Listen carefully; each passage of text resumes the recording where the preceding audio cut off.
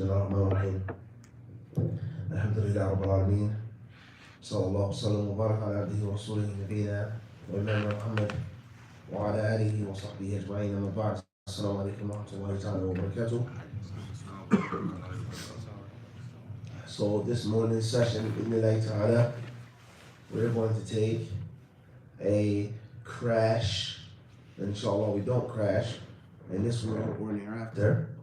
In the grave, we stay on the road, a crash course, and it's what our monthly lecture is on. It's nothing new. Technically it's not a crash course, but it's going to be a different style, different book, different road, different vehicle that we're going to be driving in this crash course with regards to fiqh sunnah and fiqh hadith. A subject which is called fiqh sunnah or fiqh hadith. And fiqh sunnah or fiqh hadith, right now, right here, how we're using this term, we're not talking about fiqh meaning Shafi'i, Maliki, Hanbali, Zahiri, where do you put your hands on your chest, your navel, do you, etc. But what's meant by this now is explaining, interpreting, expounding upon, extracting, deducing the benefits, the hadiths from their direct source in the classical style, the old style. Reading the hadith, step one, directly from its original source. And secondly, discussing what the old scholars have said regarding the hadith, parentheses S, and the masail, the issues and the matters that pertain to that hadith. Or that hadith is used to discuss this ruling or that matter or this belief or this position, etc. That's what's meant by fiqh sunnah here. So last night is Kitab as-Sunnah and Kitab al-Adab, 2 chapters from the book of Imam Abu Dawud, rahimahullah ta'ala. So we're reading the hadith, step 1, from the what? What did we just say? The original source. Not quoted in another smaller book. Not quoted in a modern day scholar's book. Or just saying this hadith, but we're going directly to the farm, directly. You can get good produce at the market, get good produce at this store. You can get good produce, but that's not the same as going directly where it's grown. Directly where it's grown. All right? Okay. Secondly, the modern day interpretation, or how I feel, or what you feel, what you think, or your shaykh, or this one, or that one, versus let's actually, when we say we follow the ulama, we benefit from the ulama. What did the ulama actually say about this issue, hadiths, etc., etc., etc. Starting with the oldest up until now. All right? I'll tell you. Okay, and this is going to be from one of my favorite books. Well, any question, Fath al-Bari of Hadith ibn Hajar, may Allah have mercy upon him. And of course, we have a mixed crowd, a mixed audience. So we're on different levels. You're on a higher level than I am. He's on an intermediate level. You're familiar with the information. This is my first time even hearing about it, etc., etc. So we can't just, be 100%. But that doesn't harm, or that doesn't prevent us from introducing it to you, simplifying certain things, summarizing certain things, right? And also at the same time giving you some authentic juice as well at the same time. Understand? All right? That what we can't do all of it, then it doesn't mean that we can't do some of it. Everyone understand this? And this is nothing new. This is alhamdulillah, our teaching style. We always try to do that. But that's the book we want to read from today. All right. Now hadith that says, كل مولود يولد على الفطرة. Every child, each and every child is born upon the fitrah. فأبواه يهودانه أو ينصرانه أو يمجسانه إلى آخر الحديث. Every child is born upon the fitrah, and his parents will make him or turn him into a Jew, or turn him into a Christian, or turn him into a Zoroastrian. And then the Prophet ﷺ in this authentic hadith, he goes on to speak about something that's tangible for us to understand. A cow, a calf. Is it born missing an ear? Is it born with his ear cleft or cut off? It's not. The farmers, they are the ones that clip it, mutilate it, mark it for their gods and their goddesses. Everyone understand this? But the cow is born in pure state by default. And that's very important for us to understand the issue of homosexuality and lesbianism in Islam. And the attack, okay, the strong, you don't keep it real. Their agenda, their budget, their force is Chloe. It's strong. It's not a weak movement. It's a blitz, all right? They're blitzing. And they're sending everybody in, right? And if you don't pick up that blitz, or get rid of the ball fast enough, or have a running game to slow them down, a draw play or whatever, they're gonna get you. They're gonna sack you. It's a strong blitz. Don't get it twisted. All right. The agenda of normalizing homosexuality and pushing it upon our children and familiarizing our children and desensitizing our children and converting our children, be a homosexual. It's okay. It's nothing wrong with same-sex love. It's nothing wrong with same-sex affection. You are who you are, accept it, etc., etc., etc., etc., etc. In cartoons and movies, directly or indirectly. And many people, they think that the agenda for homosexuality is something new. It's not. This isn't a new agenda. It's old. But they became bolder, more public, more blatant. The blitz got stronger, but there's always been at least one person rushing the passer every down.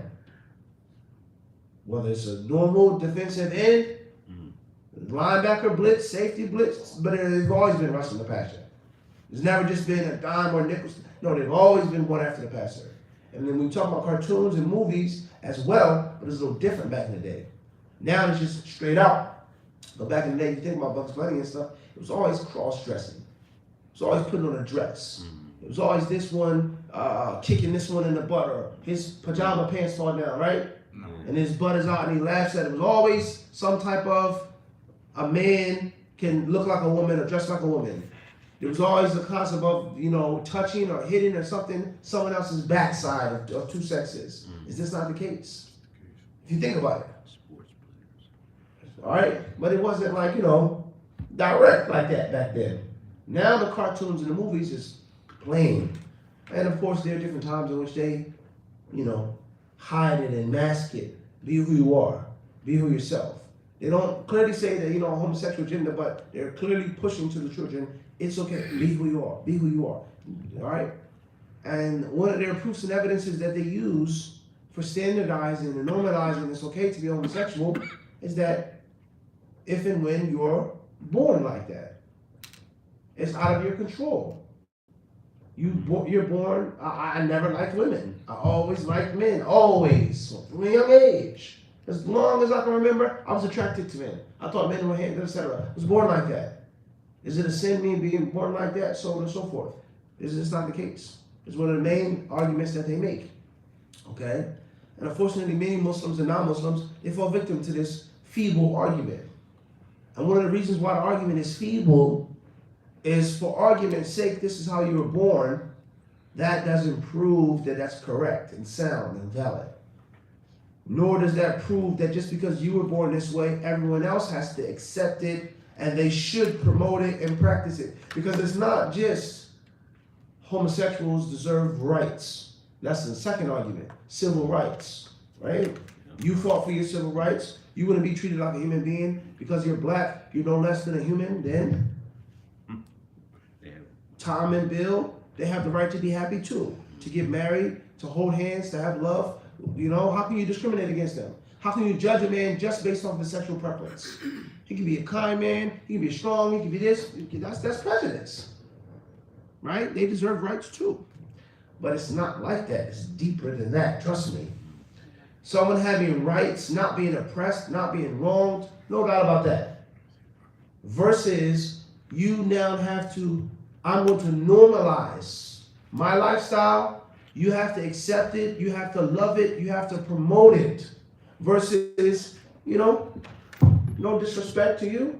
If you like men, that's your business. If we have to cross paths, work, drive in traffic, airport, how you doing? All right, have a good afternoon. That's it. Professional. No. You now have to accept and like, and you have to be okay with my lifestyle. It's a difference. Don't fall for the trick. And from that is, I was born this way. And for argument's sake, if a person was born and he or she liked the same sex, that does not mean that is the normal, standard way. And that's why the Prophet ﷺ, and we'll read the rest of the hadith, he speaks about how an animal is born. And of course, there are calves that are born, they may be dead, or may be deformed, or something may be wrong with this calf. But is that the exception, or is that the default? The default is that the calf is born what? In a perfect manner, until something happens to it. The human being has 5 fingers upon his hand, unless there is a deformity, unless there is something that goes wrong. And I've said this many times before, and I'll say it again, the times that I've lectured and spoke to different people. If there's 100 people in a room, 200, 300, however many people are in a room, if everybody raised their hand, how many people would raise their hand with 6 fingers? This is an honest question. Right now in this room, everybody raise their hand. How many fingers do you have? Shake some name. How many? You sure? You sure? 5 fingers. We're from different families, different backgrounds, different parts of the world, so on and so forth. But all of us have just 5 fingers on one hand. But every now and then you may see a brother what? One little, or missing, whatever the case may be. How can we now take the exception, normalize it, turn that to the standard starting point that human beings have 6 fingers on one hand? So for argument's sake, a person is born in this manner. I was never raped. I was never molested. I was never sexually abused. I just don't like women. I like men. No problem. That doesn't mean that now the entire world and all of the men in the world have to be like that, should be like that, and are going to be like that. So the Prophet tells us that every child is born in a nature, a way, until this happens, that happens, this is pulled, this is pushed. Then it turns into such and such and such. And if that wasn't the case, then that child would remain upon the natural, pure, complete way. And the Prophet says, كَالْبَهِيمَةِ تُنْتِجُ الْجَمْعَ هَلْ تَرَى فِيهَا مِنْ جَدْعَ. He says, like a beast of burden, a calf or baby, yak, or whatever the case may be, is born jam'ah. It has all of its limbs, everything is complete. And subhanAllah, what they say, the miracle of birth. If you ever look how cows give birth to their children, a horse, right? The baby comes out, drops down to the ground. It's amazing, literally. And before you know it, the little calf is what? On his feet, following his mother. And his mother is protecting it, etc., etc., etc. So the cow isn't born missing an ear. And if it was born missing an ear, then that is a what? An exception here and there. So you can't go for that argument. All right, because you're going to say, no, you wasn't born like that. Trust me, something happened to you. You was exposed to something, that's why you like men. Let me say nothing happened to me. That's just how I am. All right, no problem. That's your issue. That's your case. It doesn't mean that's everyone else's issue and everyone else's case. Let alone the fact that doesn't mean that it's normal, nor does it mean that it's okay. Because I was born with a natural talent and a natural skill of stealing. I'm very good at stealing. I'm very quick. Slide, smooth. I can go into the store. Before you know it, I walk out with all types of merchandise. They never even saw me. I know how to get past the things. I'm good at it. Does that mean that that's okay? Is that acceptable? It's not. All right? And there's so many other examples of this, that behavior which is clearly condemned and shunned. And there's no doubt people are naturally good at it. Right? As far back as I can remember, I stole. Right? The candy from the store that I stole always was sweeter than the candy that mom and dad bought for me. It was always better when I stole it. acceptable behavior? Of course not. Allahu A'lam. So therefore, this hadith here, that every child is born upon the fitrah, until his parents take him or her away from the fitrah. First question with regards to fiqh sunnah is, and this question is going to be for, it's going to be for Furqan. Uncle Sam wants you. Where would this, in what chapter, we know Bukhari's book is according to chapters. It's topically arranged. Where would you look for this hadith to be in Sahih Bukhari first? What chapter? The book of Tahara or the book of Iman. Okay, طيب. It being the book of Iman, how can that be? Why would it be in the book of faith? Because it deals with faith when it says It deals with faith? Yeah, everybody's born on Fitrah. Meaning a pure faith in Allah. So fitrah means faith here. Every child is born upon pure faith. No. طيب. Furqan, he said every child يولد على الفطرة يعني الإيمان. Every child is born upon Iman. Alright? طيب. How could it be in Kitab Tahara? Book of purification.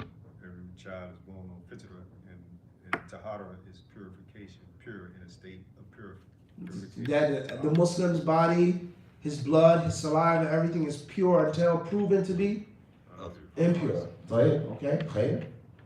طيب. You made his position strong. Mansour. You agree with him? Yes. طيب. Check up the Qudus.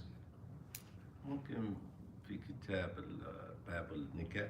نكاح كتاب النكاح كيف؟ How would that be?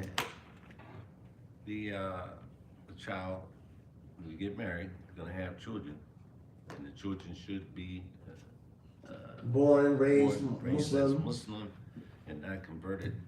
And طيب. كتاب النكاح, a good answer. MashaAllah. Anybody else?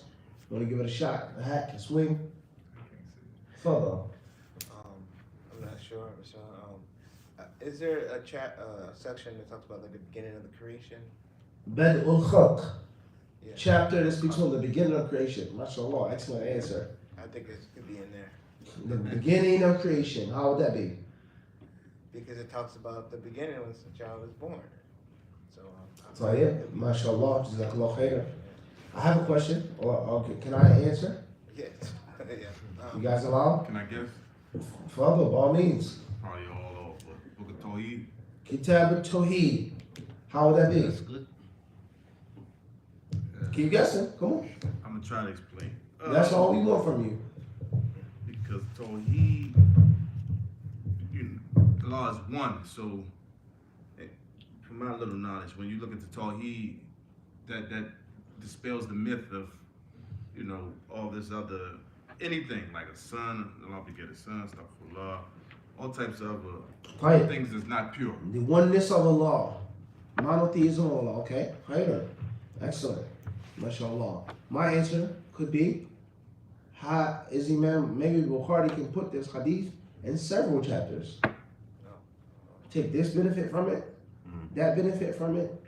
One could say, Allahu Alam, Imam Bukhari could, this is hypothetical, he could put this hadith in the chapter of As-Sayd wa Dhaba'ih, hunting and slaughtering.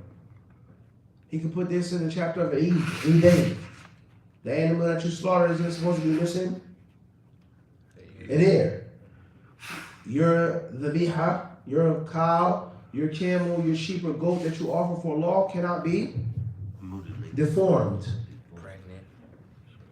Can't be pregnant shape. You can't slaughter a pregnant animal. You can't. You agree with that, Furqan? That you can't. Go ahead.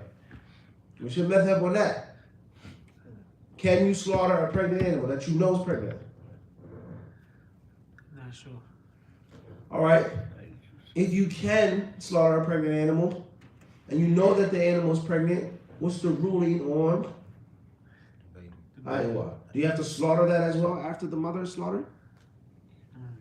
Stop, Daddy. Al-Muhim, life is difficult, Sheikh.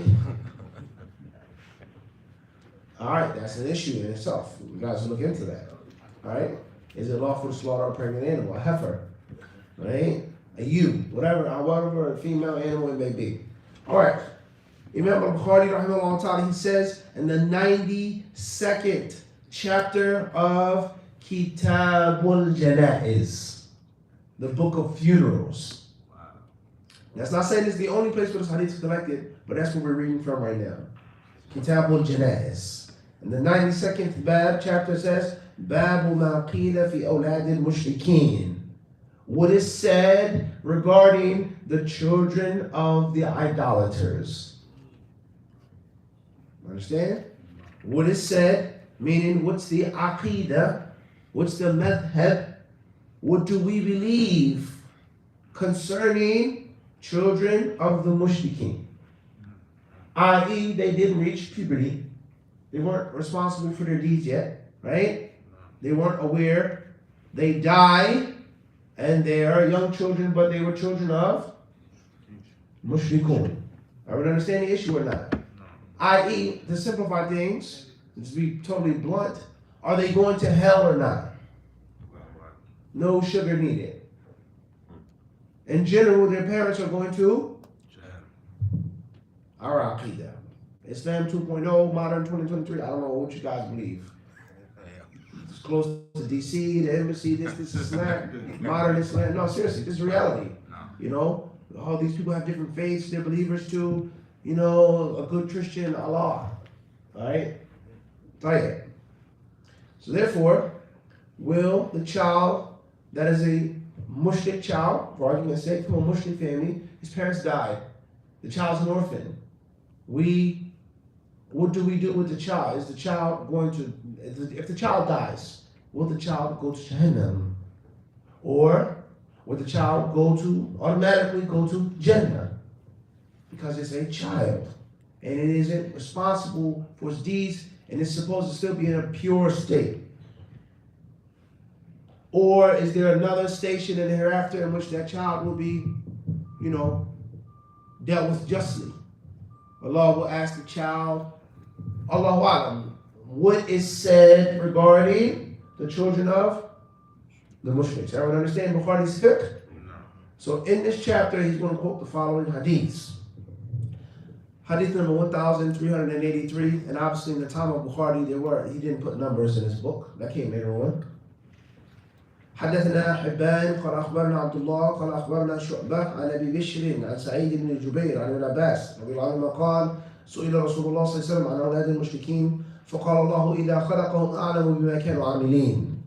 The first narration, Imam al-Bukhari gives his isnad, his chain from his teacher, ending with the Sahabi, the companion, who narrates from the Prophet sallallahu alaihi wasallam.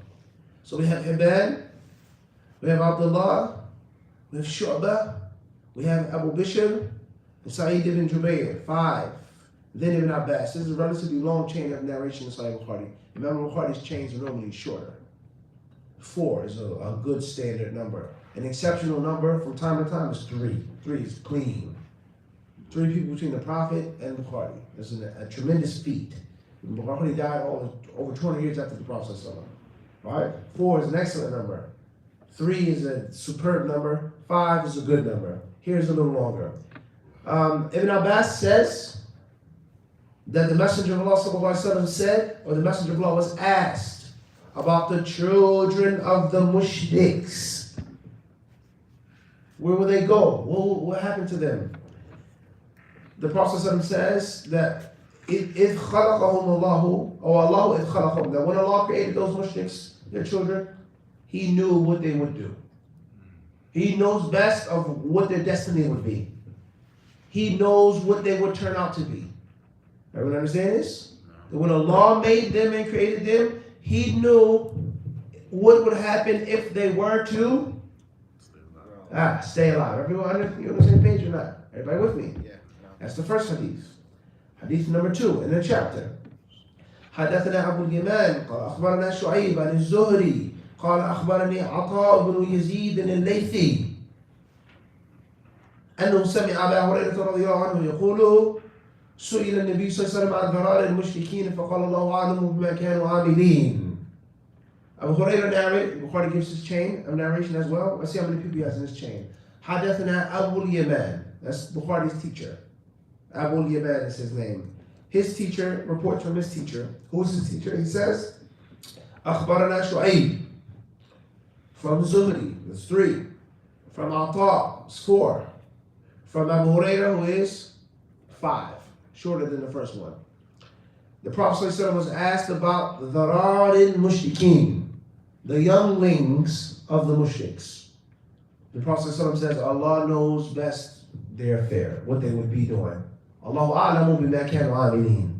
Only Allah knows what they were destined, what they were made, what they were going to be doing. Third hadith of the chapter. حدثنا آدم قال حدثنا ابن أبي ذئب عن الزهري عن أبي سلمة عن أبي هريرة رضي الله عنه قال النبي صلى الله عليه وسلم كل مولود يولد على الفطرة فأبواه يهودانه أو ينصرانه أو يمجسانه كمثل البهيمة تنتج البهيمة هل ترى فيها جدعة. Last hadith of the chapter, Imam al-Bukhari narrates with his chain of narration.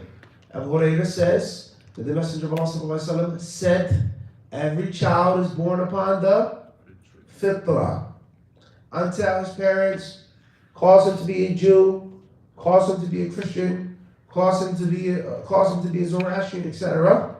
Like Behemoth, the beast that is born and is tuntajul Behemoth in a perfect state.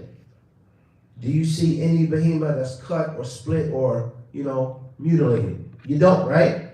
Unless it is. All right, everybody clear on that? So that's the third and final hadith in this chapter. What does the Bukhari want from this hadith? How does this hadith pertain to the children of the mushriks? The first 2 hadiths are clear. If you only had the first 2 hadiths, there was anything that you knew about, your position, what would be your position about the mushrik children?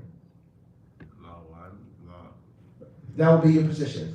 We can't decisively say anything. On the day of judgment, we don't know where they would be. Are they punished in their graves as we speak? We say what?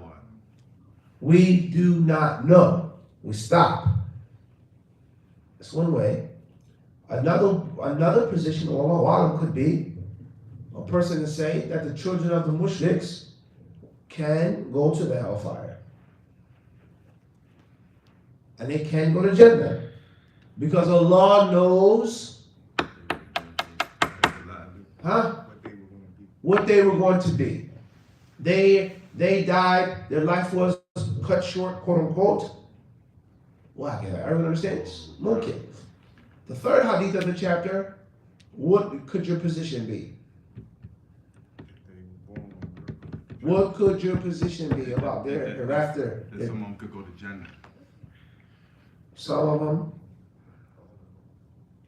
I mean, because Allah knows what they would be. No. That's the first 2 hadiths. If they would have been, they were born pure, but they would have been. What would the position be? They would have That's been. the died question. on the fitrah. What would the position be? Is the question.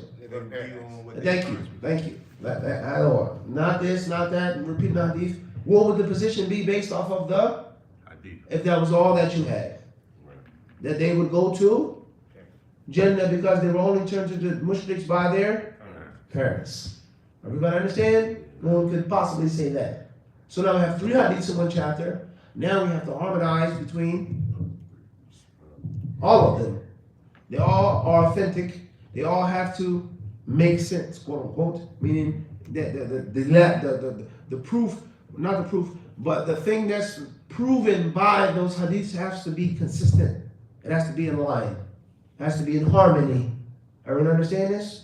We are the Jews and the Christians who believe in a verse and reject another verse. And of course, the people from this ummah who have imitated the Jews and the Christians who say that this verse doesn't agree with that verse, this can't be, so therefore we have to reject this.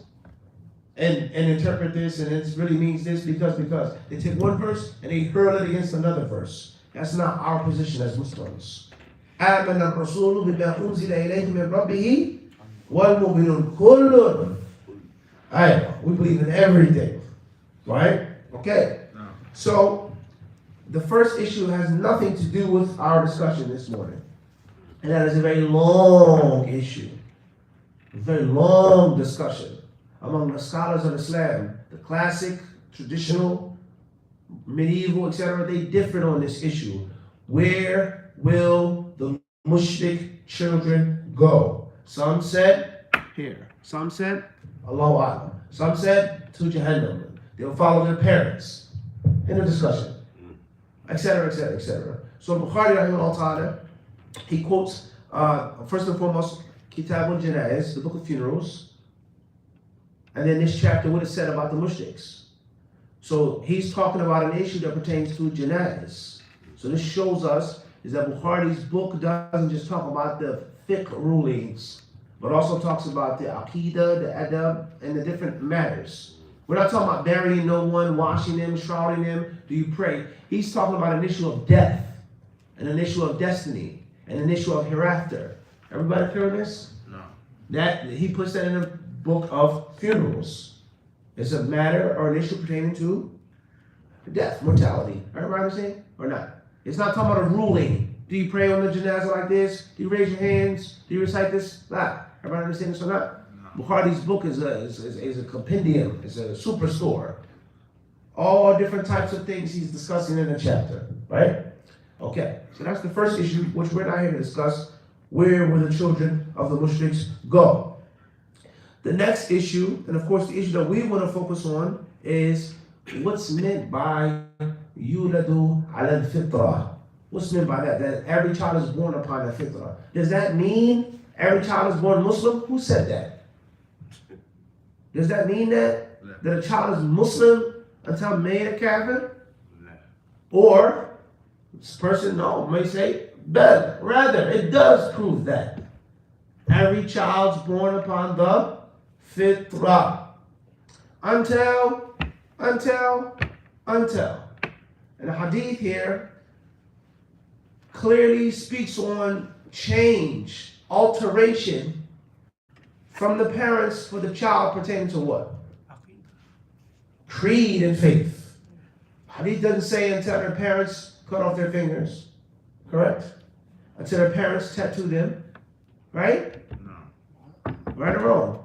No. The hadith doesn't say until their parents shave their heads, until the parents turn a woman into a man. The hadith says until their parents change their theology, not fitrah. No. Every child's born upon the fitrah. Right. Until the parents change them in what manner? Physical? No. Physical change? No. Are we understand this? So regardless, the first point is what's meant by the word fitrah. That's your first point. You got stuff for the trick. What is the proper interpretation of the word? Fitrah. Shaving, trimming your mustache is a part of the. That's not aqidah, right? Yeah. Shaving your underarms is a part of the what? Fitrah. Your toenails, the long toenails, bro. Those corns that you got, those curl up claws on your feet. Some brothers got some vicious. You gotta trim those nails, Aki. Every Jumu'ah, the nails should be trimmed. Every Jumu'ah, mustache. Some brothers, they, mashallah, come to have a big, gigantic type of handlebar mustache. That's not Islam. The mustache is supposed to be what? Trimmed, cut, shaven. It can't be full, right? And that's the beauty of the beard in Islam, because Rastafaris have beards, right? You have ultra-Orthodox Jews that have what? Beards. You have some Nordic muscle men, Viking type, whatever his sect or belief may be. He may be Aryan, whatever it is. And you have a what? Full beard. But the mustache is what? Muslim, a Sikh as well. But the Muslim is always going to be what? Always unique. The Muslim has a long beard, but the what?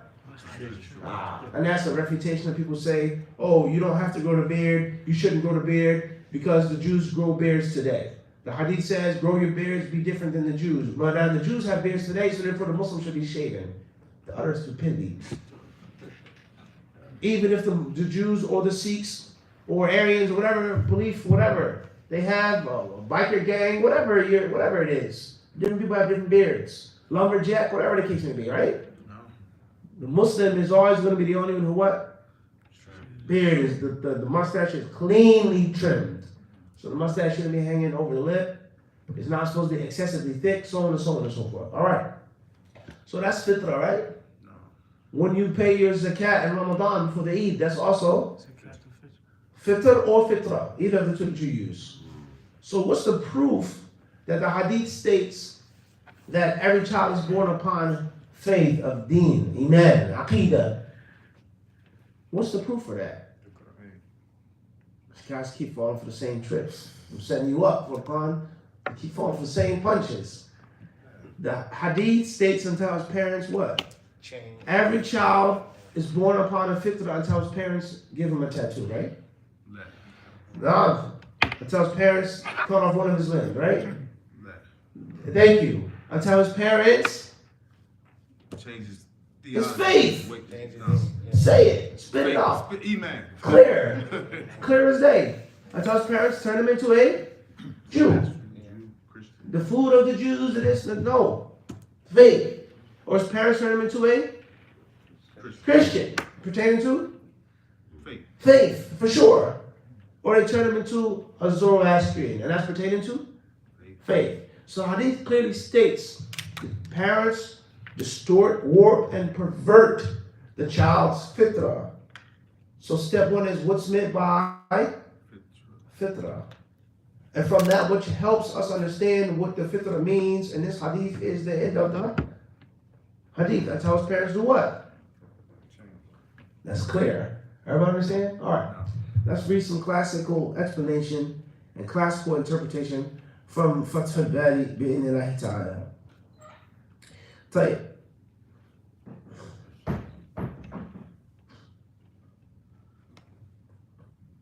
Would it be with their parents? Would it go to Jannah? All right, it's a long discussion. All right.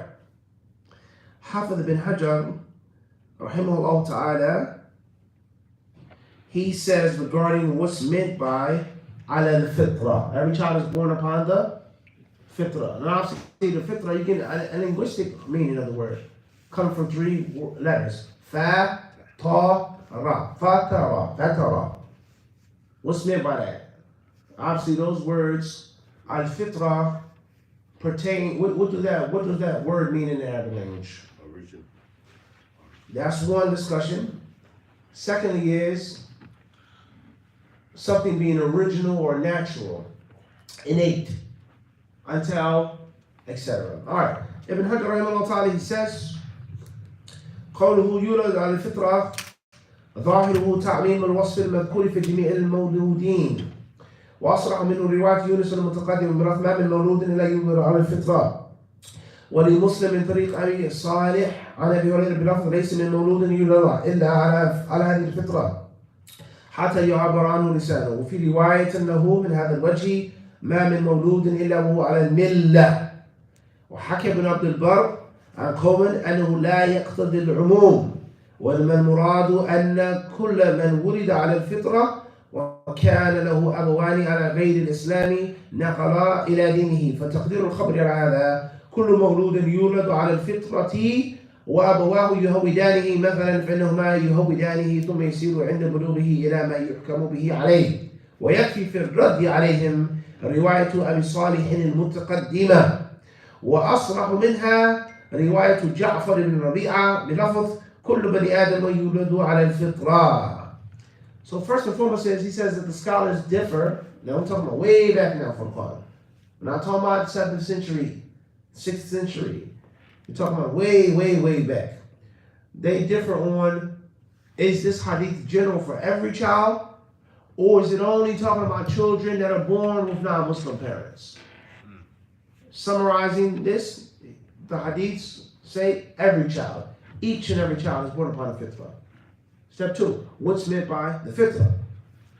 Hafidh ibn Hajar, he says, وَقَدْ اخْتَلَفَ السَّلَفُ فِي الْمُرَادِ بِالْفِطْرَةِ فِي هذا الحديث على أقوال كثيرة. And once again, written Hafid ibn Hajar's book, Fath Bari, listen to his words. He says, and the Salaf have disagreed and differed on what's meant by the fitrah in this hadith. So, this is a very important point here. There's no agenda or propaganda, but it's a very important point. A person may say, man, go ahead with that Salaf stuff. Get out of here with that. That's made up. That comes from these people, and that comes from this person, and this country, and this one, and that one. Go ahead with all of that stuff. But a person will clearly accept Ibn Hajar. Hafiz ibn Hajar clearly says Hi, you get the point? No. All right, now, and it's very important to understand, he says when the Salaf he's quoting the Salaf on these issues. You, Akhi, your group, your gang, your clique, your band of thieves, right, of hoodlums and thugs, and you choose to call yourself Salafi, that doesn't mean what? This. Understand the difference? Let's get that. Let's make that what? Clear. Extremely clear. Your group, your thugs, it's not this. But that's not the discussion here. The discussion is the term and the word, let alone the concept of the Salaf, is not a what? Aywa. And anyone who says that it's made up, that it's new, that it's from Saudi Arabia, that it's from Muhammad ibn Abdul Wahhab, is an ignorant fool in the discussion. We're talking Islamic scholarship now. Oh, that's a new thing. There's no such thing as Salaf. There's no that. He doesn't know what he's what? Talking about. His scholarship is what? Extremely lacking. All right? And it's going to the hypocrisy of us. We accept this, but we don't take this. Calling yourself Salafi, that's not what we're what? Discussing. Everyone understand this? This specific sheikh that's living, I have to follow him, and we're not what? Speaking on that. But we're talking about the concept of the scholars of the earliest generations of Islam. From the Sahaba, their successors, etc. That's haqq. Everybody understand this? So common question, the brother says, can you study with Muhammad ibn Munir? Is he Salafi? Blah, blah, blah, blah, blah, blah, blah, blah. If you mean, am I a part of your clique and your gang, and I follow your sheikh and blind follow, and I kiss your feet, and then of course not, I'm not Salafi. Heck no. Let that be known. Let that what? Be known. And if you mean, what's his aqidah? What's his position concerning Allah's attributes? What does he believe in? What's his foundation? What are his principles? Etc. Then yes, for sure, inshallah, I'm what? I would understand the difference. And people, they confuse the two. Shaitan bayna al-amrayni. And the two things are totally different. And the same applies to other religions and other ways of faith. A person says, I'm a Jew, but under any circumstance am I a Zionist. Don't confuse me with them. I am not a Zionist. I do not support Zionism. I do not support what's going on in Palestine. But my faith, my tradition, my culture, my lineage is... I remember saying this? It's a difference. Zionism is a new thing, a modern thing. It has its slogan, its leaders, its founders, its positions, and of course, its horrors. I would understand the difference. But the Zionist, the fanatical Zionist, for sure, he's going to say what?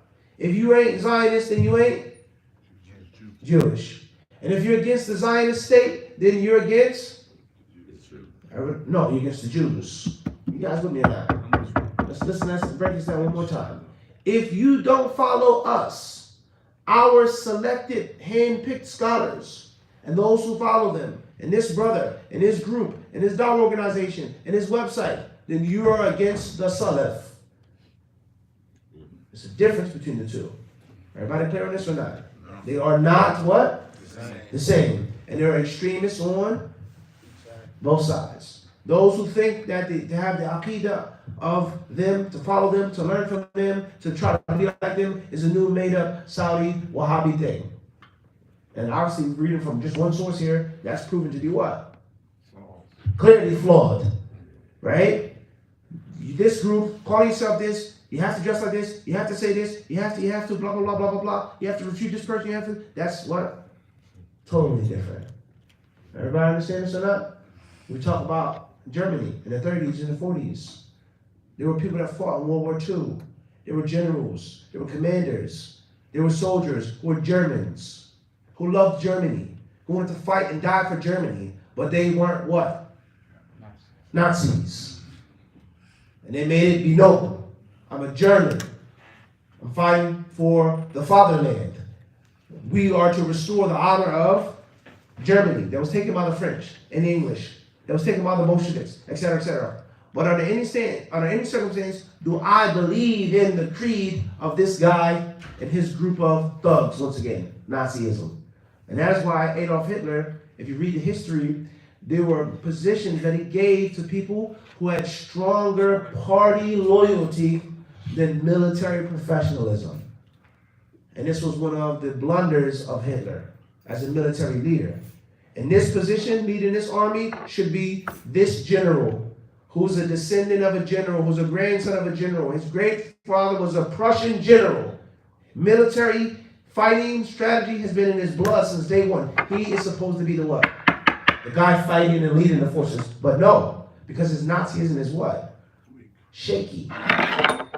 Bringing the fanatical, staunch, bigot Nazi, his Nazism and his Aqidah, the purity of it, will overwhelm his military deficiency. Everyone understand this? And obviously that was a cause of great disaster. And his lies no doubt was no way Hitler was supposed to lose that war. He wasn't supposed to lose. Based off of the statistics and the strategy, he was supposed to win, but he didn't win. There are different reasons why he didn't win, or why they didn't win. And one of the reasons was Nazism was greater than military professionalism. So the moral of the story is every German soldier wasn't a Nazi. And it's wrong to what? To say that and to generalize them. That's incorrect. Understand this? And we can go on and make what? Example or what? Example what? Example. Everyone understand this? All right. But a person could come along and say, the love for Germany, willing to fight for Germany, fighting is a thing that Hitler what? Made up. And we would say that that's what? That's what? That's wrong. Everyone understand this? The love for Germany, fighting for it is what? Old. Nazism, understand this? The way of the Salaf Salih is what? Old. Your gang, your clique, this one, that one, these people refuted, that's different. That's new. That's something which is clearly messed up. So don't confuse the two. Right? All right, moving forward. Ibn Hajar rahimahullah ta'ala, he says, and I cannot stress how important this is. Wallahi. I can't stress how important this is. All right? Ibn Hajar says, وقد اختلف السلف في المراد بالفطرة في هذا الحديث على أقوال كثيرة. وحكى أبو عبيد أنه سأل محمد بن الحسن صاحب أبو حنيفة عن ذلك فقال كان هذا في أول الإسلام قبل أن تنزل الفرائض وقبل الأمر بالجهاد. قال أبو عبيد كأنه على أنه لو كان يولد على الإسلام فمات قبل أن يهوده أبواه مثلا لم يرثاه. All right, so the first view, or he says there are many different views on what's meant by fitrah. Is it iman or not? There are many different views. The first view, he says, comes from Imam Abu Hanifa, rahimahullah. Very interesting. Hafid ibn Hajar, he quotes the Salaf, and then he quotes who? Abu Hanifa. I thought Abu Hanifa was an innovator. I thought Abu Hanifa was misguided. Right? Our message, we are against fanaticism and bigotry. Whoever is against. Everyone understand this? We're against nonsense and knuckleheadism. Whoever it's for or against. We are not for that. HadithDisciple. Right? From our constitution, we're not against extremism for or against any personality. Abu Hanifa, fulan, la. We don't stand for that. We don't go for that. So he quotes Abu Hanifa, his student Muhammad ibn Hassan. He asked Abu Hanifa about this. And he said this hadith means in the beginning of Islam, before the obligatory acts were sent down. He says that it's not general for every single person. It doesn't mean that. But in the beginning of the deen, before the rulings were sent down by Allah, and if a child were to be born upon Islam and died, before his parents made him into a Jew, they wouldn't inherit from him. So Abu Hanifa is dealing with this issue from a fiqh point of view. That's the first interpretation that he quotes. And then Ibn Hajar, obviously, He quotes those who refute and reject that opinion. That's false. That's not strong. It's weak. What's important is that's an opinion regarding what's meant by the fitrah. Let's move forward. He says, وأشهر الأقوال أن المراد بالفطرة الإسلام قال ابن عبد البر وهو المعروف عند عامة السلفين وأجمع أهل العلم بالتأويل على أن المراد بقوله فطرة الله التي فطر الناس عليها الإسلام. Listen to this statement now. He says, in the most famous, the most popular of all of these different views is that what's meant by every child is born upon fitrah is Every child is born on the deen. on Islam. He says that's the most famous. And that doesn't have to be the strongest. He says that's the most what? That's the most popular interpretation. So the hadith means every child is born upon Islam and tell his parents. Everybody clear this? No. Listen to this now. Ibn Hajar says, Ibn Abdul Bar, and this is from the beauty of this book and of this science, fiqh sunnah, is that in one book you come across a wealth of Islamic scholarship. Ibn Hajar died in the 9th century, 852. The 9th century. Ibn Hajar is Asqalani from Ashkelon. He was raised, he grew up in, or he was what? He lived in Cairo, right? His roots coming from Palestine, and not Israel. Tahir? Tahir. Al-Muhim, Shem, whatever you want to call it. It wasn't the blue star with the 2 lines. All right. So Ibn Hajar, rahimahullah ta'ala, in this work, he quotes and he mentions stuff from people that came before him.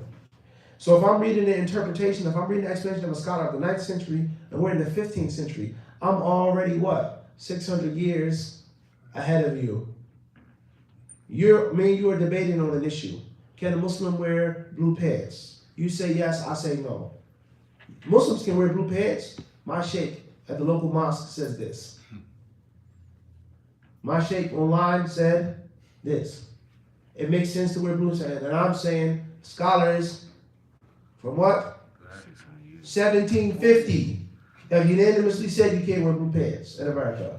Who's going to look stronger in an argument? No question. So if I'm quoting from Ibn Hajar of the 9th century, what is the strength of my argument when I quote from Ibn Hajar's sources, and Ibn Hajar is quoting from someone that was ancient to him? It's either what? No doubt about it. Brawny now. Brawny.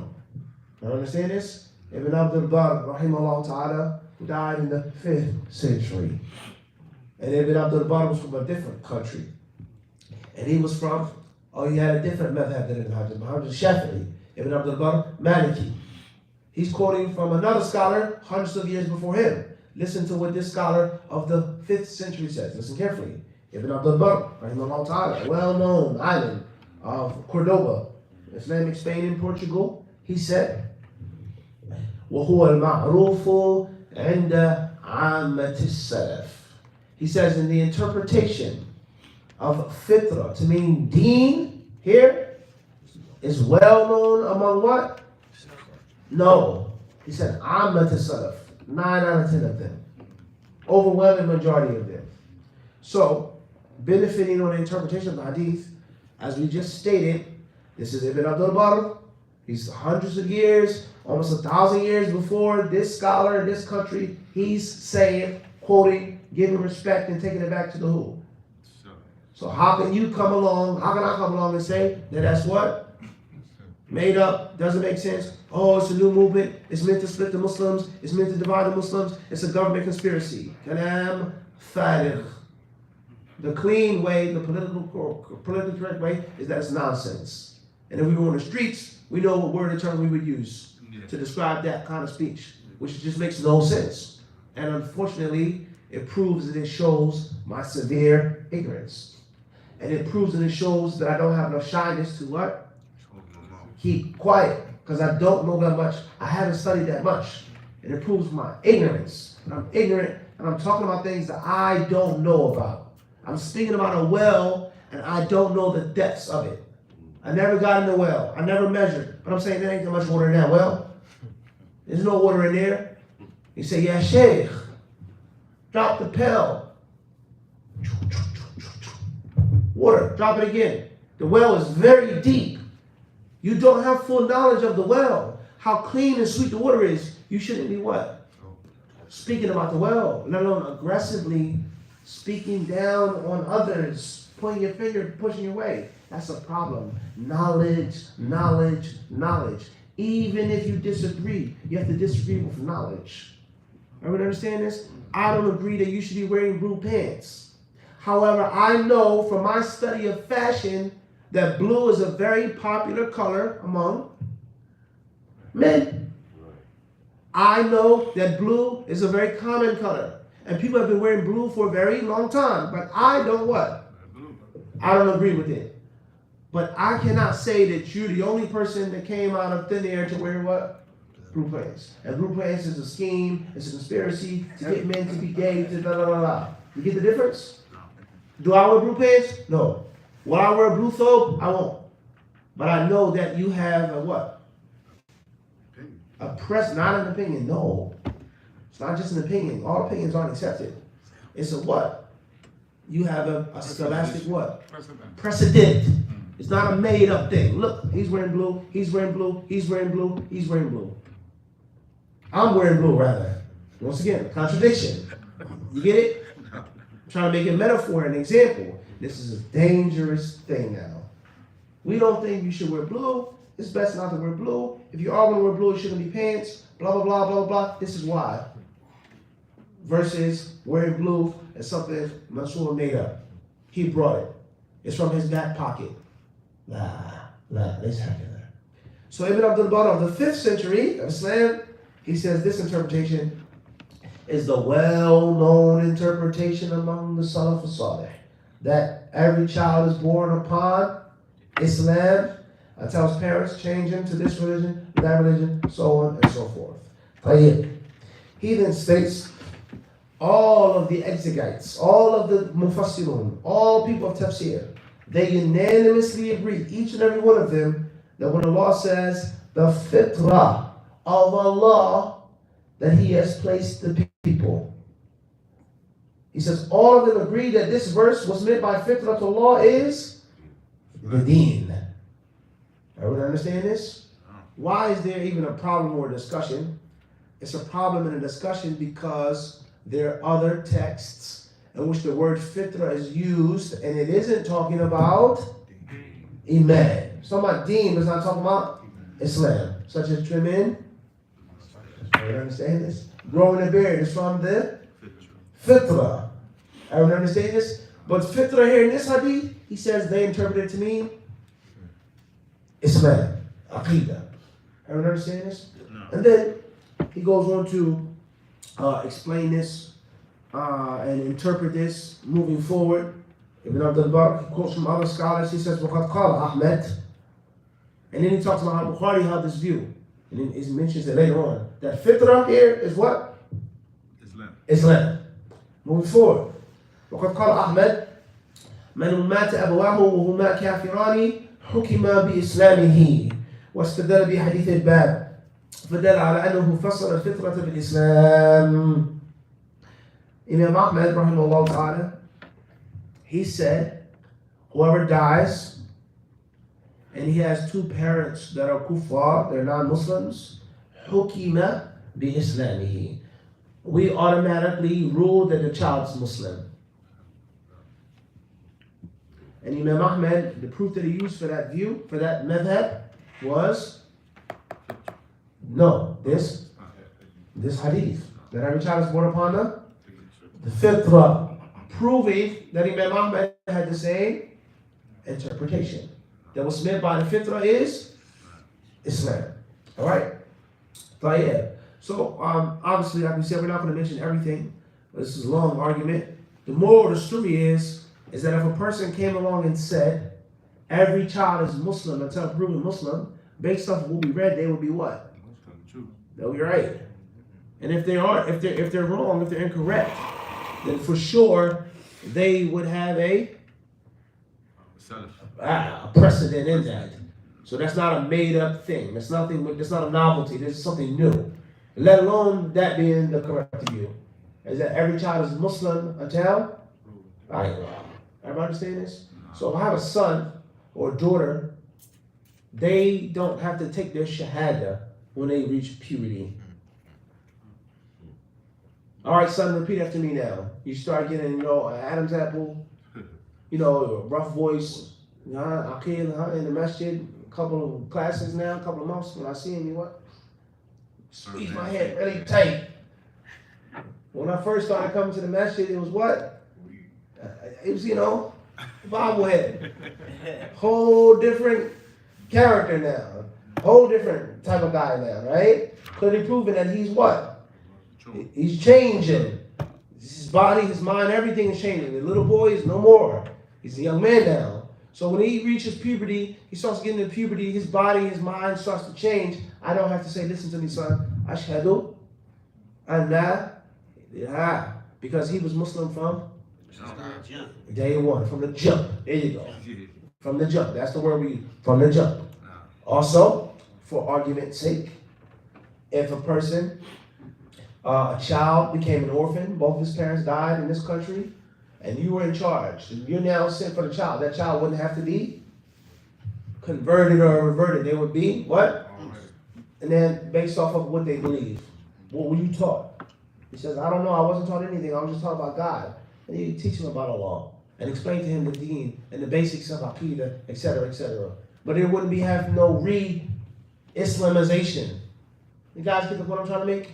Unless his parents told him, God is this, he has a son, and that's a different story. Everybody understand that? So therefore, we have the theory involved here. Every child is born upon Islam until their parents change and take away that person's Islam. What do we believe about that? Do we say convert or revert? And then we have, that's just a question. And then we have the fiqh rulings. If a young child dies before they were of age, what will happen to them? Where will they go? Maybe. Do we make a janazah? Can we allow them into the masjid? You have a stepson, you have an orphan, a child you find on the street. Can you take them in? What do you do? So on and so forth. Everybody clear with this or not? No. And when you come to Islam at 30, 40, 25, however you came to Islam, you realize that you're coming back to what? The original way. And a person returning to his or her original way is always an issue of strength. And that's why we have Israel and Palestine. From their proofs and evidences, why it's their land and they have the right to exist and have a country, they're claiming is that they're what? Returning. Understand? No. Whether that's right or wrong is the point. They know that that's a position of strength. Is that this was originally ours. This was our homeland. We were kicked out. We were displaced. We were sent. We wandered. This Holocaust. And now all we've done in 1948 was what?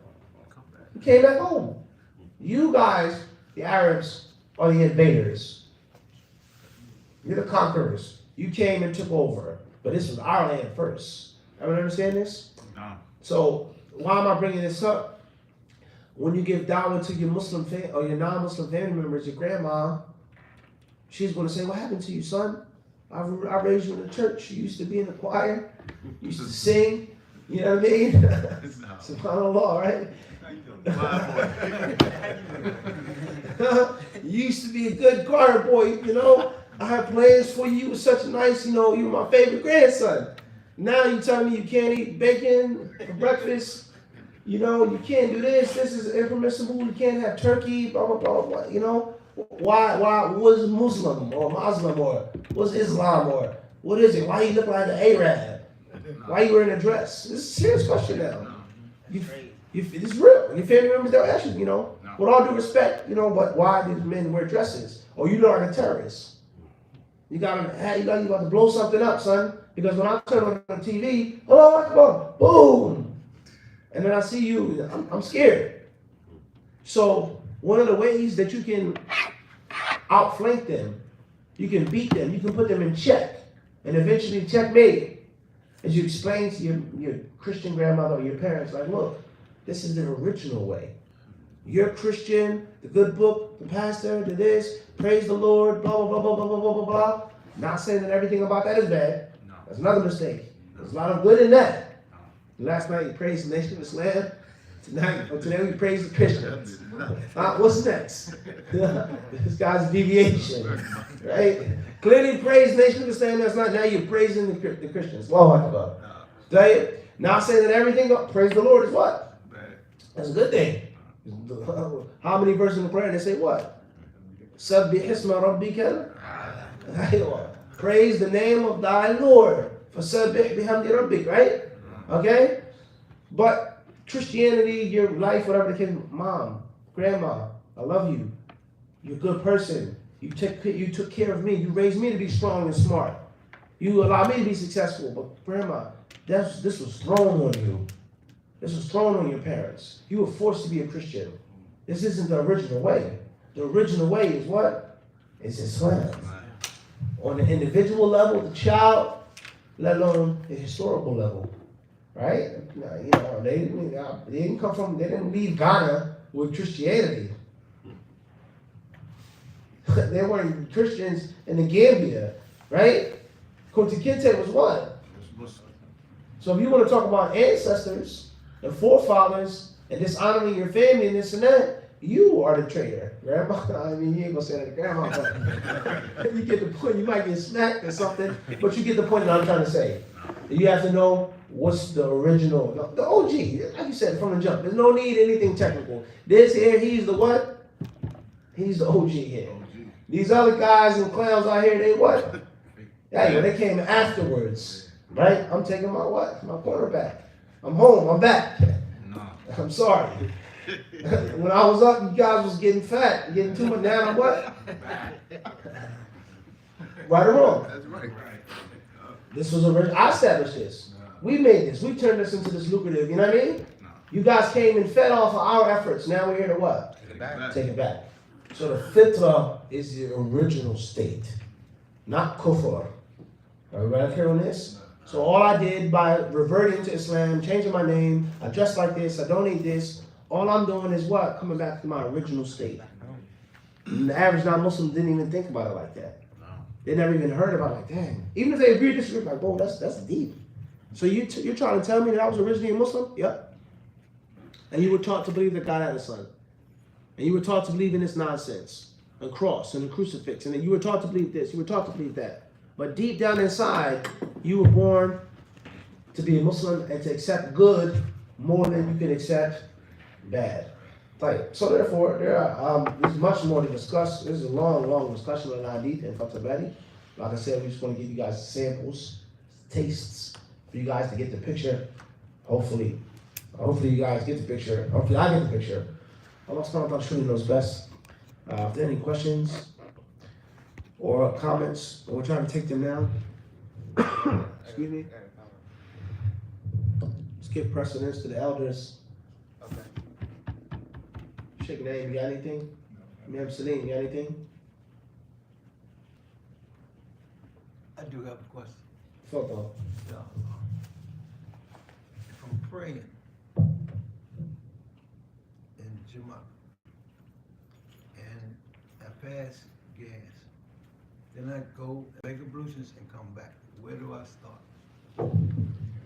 Question is regarding breaking wind in the salah. You go make wudu, what do? You start the prayer from the beginning. Inshallah, that's the correct thing to do. You start from the beginning. Wallahu a'lam. Wa alaikum salam. You ain't got no gray in your hair, your beard, Sheikh. Sheikh Naim. Can we move forward? I'm gonna lend him some gray. You gonna lend him some gray? Go ahead, go ahead. Jazakallah khairan. No, we got more gray. Yeah. You got enough. Trust me. You got enough to be in the class, so that's you. I'm waiting, inshallah. Fuck it, Akhi. Why do everybody saying, oh, were you born Muslim? I get that. Were you born? I always tell them about that hadith, like, we're all born Muslim, but I get that a lot. Well, you stick to your guns. That's it. Yes, I was born Muslim. This is why I say that, and that's it. And if you, yani, subhanAllah, of course there are other meanings or there are other dynamics of fitrah as well. Alright. If you just look at the shyness of a child, children by nature are what? Shy. And the parents always tell them what? Don't be shy. Right? Think about that now. What does Islam promote? Shyness. All religions are supposed to promote shyness. Especially talking about Christianity, Judaism, those things. The Prophet says the very first prophecy said what? If you have no shyness, do as you please. So that's everybody's supposed to. But right now we're talking about Islam. We're talking about the purity of Islam that has been protected, unlike the other religions that has been lost. If you think about the parents, a little girl, right? They introduced the little girl to a strange man. She's shy. Oh, don't be shy. Shake his hand. It's okay. Oh, you're so pretty. You're so nice. Right? That's their culture. Getting a young girl to familiarize herself with foreign men, strange men. Getting a young girl to familiarize herself with men touching her and shaking her hand and complimenting her beauty. You're so pretty. Oh, you're so this. Don't be shy. Don't be shy. The child by nature is what? Shy. Until the parents what? Break it. They break the shyness. And I said this story before, and I'll say it again. One time, I think we were in we were somewhere in New Jersey, right? If Omar was watching, may Allah purify you. If you are watching, I don't know if you're going to watch this. I'm not making this up. We were at a conference. We were in an elevator. Obviously, we was, thrown down. White, crispy, fresh, you know what I'm saying? Alhamdulillah, sprayed up, kufi, shining, you know what I mean? We're in the elevator, and a bunch of non-Muslims got in the elevator, and they were going to the pool. So you had the mom, you had the dad, you had, the Tom, this one, the family, they were like a vacation. And they had a little small girl. And unfortunately, the little small girl was, wearing like a total skimpy type of, like bathing suit, bikini type of thing. Little girl, literally. So as we're standing there, we're minding our business, we ask them before you guys going to the pool, okay, we'll press the button, no problem. As the elevator's going down, the little girl takes the towel from her little brother, she starts covering herself up. No doubt. She felt, wait a second. Am I supposed to be half naked like this in front of these people outside? She felt a sense of shame. And she felt that the need cover up a little bit. Even though she's going to go right back to uncovering her parents, the lifestyle that they're raising in. But you get the moral of the story. So if you wanted to argue with a non-Muslim, if you just look at these different points, the child is born upon fitrah. Whether that's Islam, then turn non-Muslim, or the natural way to accept good. It's naturally inclined towards good. Even though the soul can also incline towards evil, but it's a 60-40 ratio. It isn't 50-50. The soul, the nafs, is easier to go towards goodness than it is to wickedness. Everyone understand this? No. So it's like a device. You can put whatever you want on this device. I can download Fathul Bari, as you saw, or I can download some books of kufr and filth and shit, whatever. I can download an Islamic lecture. I can download some songs. I can what? I can download and watch whatever I want on this device. So when a device is made by the manufacturer, how is it made? It's made what? Neutral. You are clean. I tell you. But even though it's made neutral, nothing is on it, the iPad by nature is better for, let's say for argument's sake, streaming this, watching books than it is for movies, for example. Even though it's neutral, it's nothing on it, but this device, the manufacturer says, you can use it for both, but this is like a car. You can go off road with it, but this is better for highway. You get it? No. Everyone understands? And that's the soul. It can go both ways, but by nature, it's automatically leaning towards the khair and doing khair and being positive. And that no one can deny that. You can enter a gang, the first thing you gotta do, shoot somebody. You gotta beat somebody up that's in. You gotta do something wrong. You gotta break your innocence. That's a fact. People by nature, they're born in a pure state, an honest state. Children are taught how to be racist. They're bred. White children, they're bred to hate people of color. People of color are bred to hate white people. They're taught that. But the child, by nature, doesn't look at color. Slavery, right? Antebellum, right? The white child, the master's daughter, she plays and gets along with what? Kizzy, right? Is this not the case?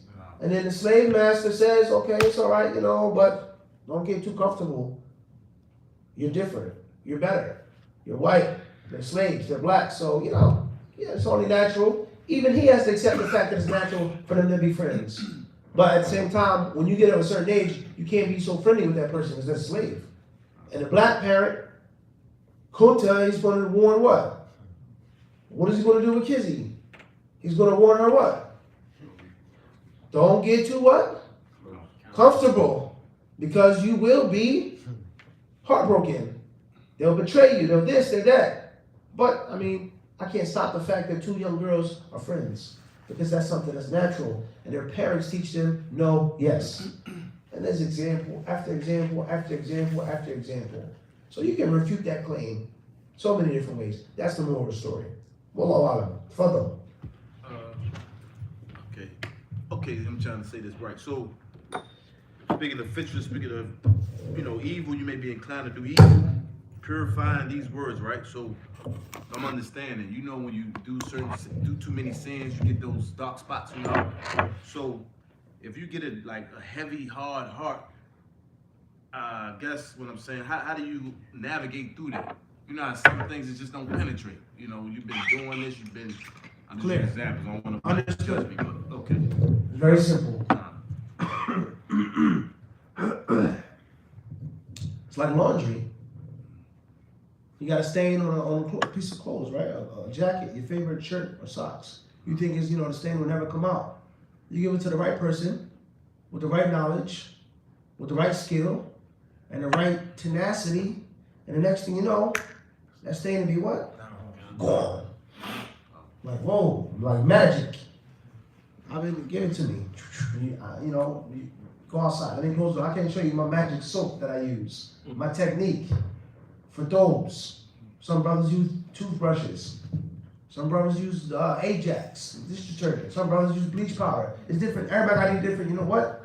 Tricks of the trade make the dough look so white. You thought that the stain would never get out.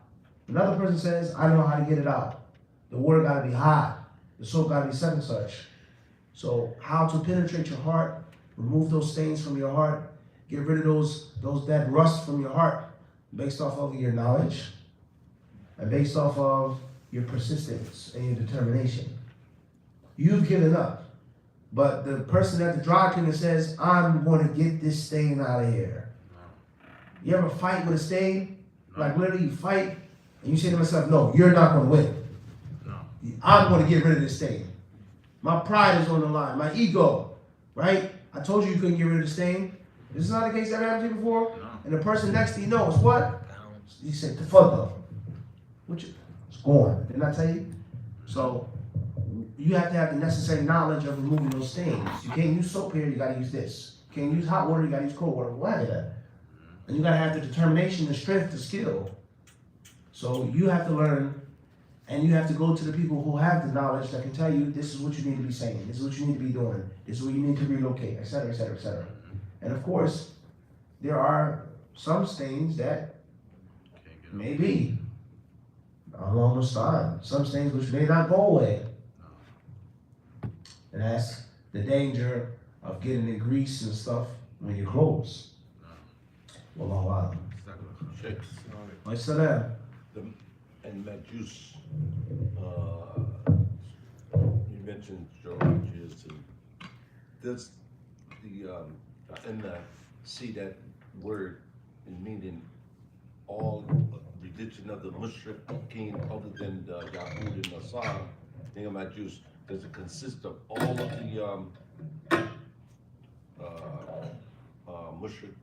mushrikin? Questions regarding al-Majus. Does Majus include all of the mushrikun, so on and so forth? There may be someone who may generalize the term or generalize the usage.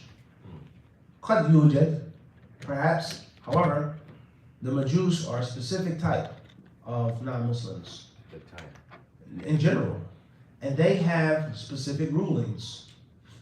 And from the rulings of the Majus is that they are allowed to live in the Islamic state and pay the jizya like the Jews and the Christians. There are hadiths regarding that. Treat them like the people of the scripture. So some people may say only Jews and Christians, but the proof states is that the Majus are allowed to live and be in the Islamic state. And that is because the foundation and the origin of their way, one can argue if you look at the history, is monotheistic. It's supposed to be monotheistic, it's not polytheistic. Now, if you read the history of Zoroaster, and you read the history, people simplify, say fire worshiping, it's a very interesting story. Who was Zoroaster? Was he a prophet? So on and so on. It's very, very interesting. All right, and how Zoroastrianism became popular and spread throughout different parts of the world. And when you read and study the history of religions, it's a very humbling journey. It's deep. How you read about the different deeds, and so it makes you appreciate Islam and understand Islam better. Wallahu a'lam.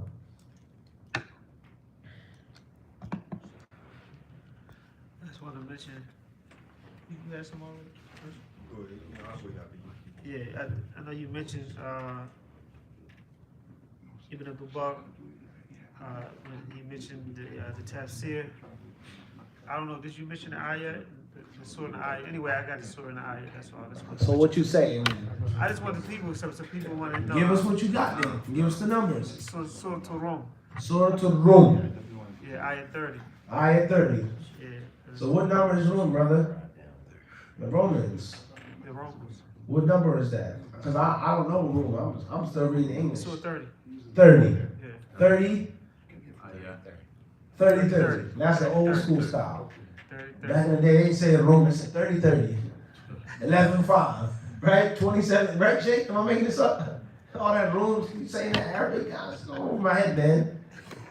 Speak the language of the people, brother. Fight. For the Quran. Jazakallah khairan. Thank you. Finish up. Yeah, that's all I wanted to say. You gave a beautiful understanding of the history of the Salaf, right, and the classical scholars. So, and you mentioned Abdul Wahab, right? Mm-hmm. And when we talk about Abdul Wahab and Wahhabism, and we talk about how today's group of the Groups. Gangs. Gangs of the Salafiyah, and how the Salaf goes back before Abdul Wahab. But the confusion comes in when today's Salafiyah attaches themselves to Abdul Wahab and call themselves Salaf, right? Can you just go over that a little bit? Questions regarding, you explained, you gave a beautiful explanation or analogies concerning the differences between the Salaf and their way and their creed, the orthodoxy, versus different groups today who use the term or attach themselves to the term, so on and so forth, etc. And Muhammad bin Abdul Wahhab, may Allah have mercy upon him, people attach themselves to him, Wahhabism, etc., etc., etc. In brief, I would say, as I explained in the lecture, the problem isn't with Salafi, Abdul Wahhab, this and that. That's not the starting point. The starting point is with ignorance. And the starting point is with imitating the Jews and the Christians. Allah told them, do not confuse the truth with the falsehood. And do not conceal the truth. whilst you know. Period.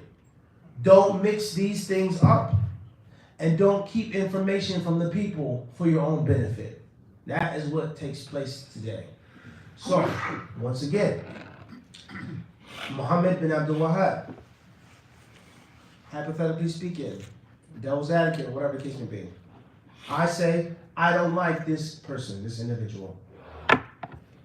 Nor do I agree with his teachings or this or that, etc. No problem. But if you claim to be a scholar of Islam or someone learned, it is haram for you to attach something to Ibn Abdul Wahhab and call it Wahhabism, and there are scholars who said it 1,000 years before he was born. That's deceptive. You hate Abdul Wahhab, no problem. Tafaddal. That's your own personal discretion. But you cannot say something that Abdullah ibn Abbas and Ibn Mas'ud, etc. They all said the same thing. The tafsir. He's quoting from them. And then you turn around and say this is Wahhabism. And this is a fifth madhab and this is a new. That's foul. Listen carefully. Yeah. Once again, very important. You like Ibn Abdul Wahhab, you dislike Ibn Abdul Wahhab, it's not an issue. That's your personal issue. There's no problem with that. It's not the Prophet of Islam. You're not going to be asked about Muhammad ibn Wahhab in the grave. That's fine. But you cannot oppress a kafir. You cannot wrong a disbeliever, let alone someone that's a Muslim, let alone this. So the problem is you can differ, like the blue pants, but I can't accuse him of being an innovator by wearing blue pants, in which people for 1,000 years have been what? That's a bit off. And I can't tell my followers, this is Mansurism. He's a Mansuri. He's getting, he brought blue pants, and blue pants destroyed the Muslims, destroyed the Ummah, That's the big problem right there. And this is for sure consistent with the whole Wahhabi argument. Many people, they attack Ibn Abdul Wahhab and claim that he brought things and he said things. And when you study, you find, wait a second, 9th century, he said this. This one said the same thing. Abu Hanifa said the same thing. Fulan said the same thing. So how the heck is it Wahhabism? How is he the one that's bringing it and making it up? Rather, you're either a liar or you're an ignorant fanatic. And of course, the sweeter of the two is still bitter. Point number 2. You have to understand that Muhammad bin Abdul Wahhab, rahimahullah ta'ala, he's a scholar of Islam. He isn't off limits from criticism. There's no holy person that can't make a mistake, that can't say something that's wrong. Any scholar is liable to say the truth or to say an error. That's our aqeedah of Islam. No. And the moment we lose that aqeedah, we become just as bad as the Catholics. It's God's representative on earth, the Pope. He's the ultimate autocrat. He represents God. When the Pope speaks, it is as if God himself is speaking. You cannot go against the authority of the Pope. You'll be excommunicated. We don't have the belief in Islam. Shafi'i rahimahullah ta'ala, Muhammad bin Abdul Wahhab rahimahullah ta'ala, Ibn Hajar rahimahullah ta'ala, Sheikh Uthaymeen rahimahullah ta'ala, these great scholars, they are not infallible. They aren't protected from making an error and from reaching a point which is errant. So anyone who fanatically says, my imam can't make a mistake, he didn't make a mistake, that's not true, that has nothing to do with us. And once again, that's not the way of the Salaf. This person who calls himself Salafi today, or Salafi, or this or that, he may say that, he may believe that, he may practice that, but that's not the original way. No. Everyone understand this? No. That's Nazi. That's not a German nationalist. Two different things. Are there similarities, things that join them? Yes. This person is Jewish, not Zionist. Jews don't believe that. What did the Turkish president say? He said what? He said killing is illegal in the Torah. You can't kill babies in the Torah. He went to Germany, he spoke to them, he said, you can't what? Killing babies is against the teachings of the Torah. Obviously, Zionists aren't following. You get the point? All right. Next point is, many people, they don't understand the nature of Muhammad bin Abdul Wahhab and what his dawah was about. Muhammad bin Abdul Wahhab, rahimahullah, he wanted to revive and he wanted to reform. And according to him, and Allah have mercy upon him, he saw that the people had strayed greatly from the original teachings. And they had turned away greatly from the original teachings of Islam. So what he wanted to do was pull the people back to those original teachings. Whether he was right or that's not the discussion. But you gotta understand, he was a reformist. He was meant to reform. That was his mission. Next point is, because this is a long discussion, there are many things that Ibn Abdul Wahhab said and did that people who call themselves, and I'm not saying all, some people who call themselves Salafi today don't do and don't follow. So they can't be attached to Muhammad bin Abdul Wahhab. From that is jihad. Muhammad bin Abdul Wahhab, when you read his books, if you read the letters that he wrote, there's no ambiguity about the fact that he was about two instruments. Two instruments were pivotal in his dawah. The pen and the sword. That's a fact. A person comes along today, says, I'm Salafi, or I'm upon Salafi, or whatever. And they'll basically tell you there is no jihad.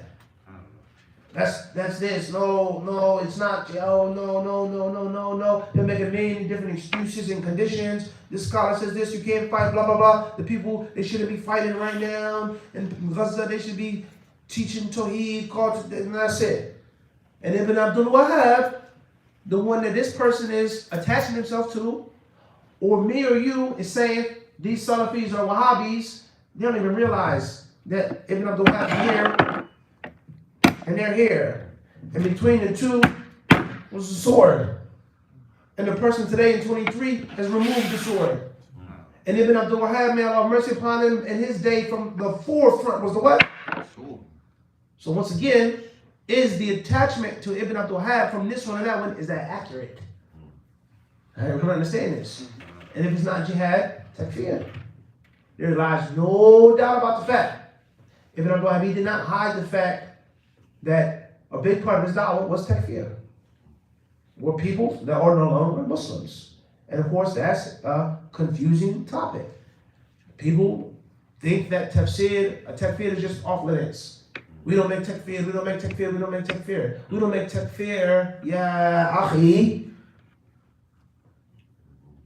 No. Brainwash, la ya sheikh.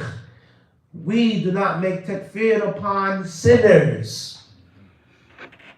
That's what the Salaf said and believed. That's what's proven by Quran and Sunnah.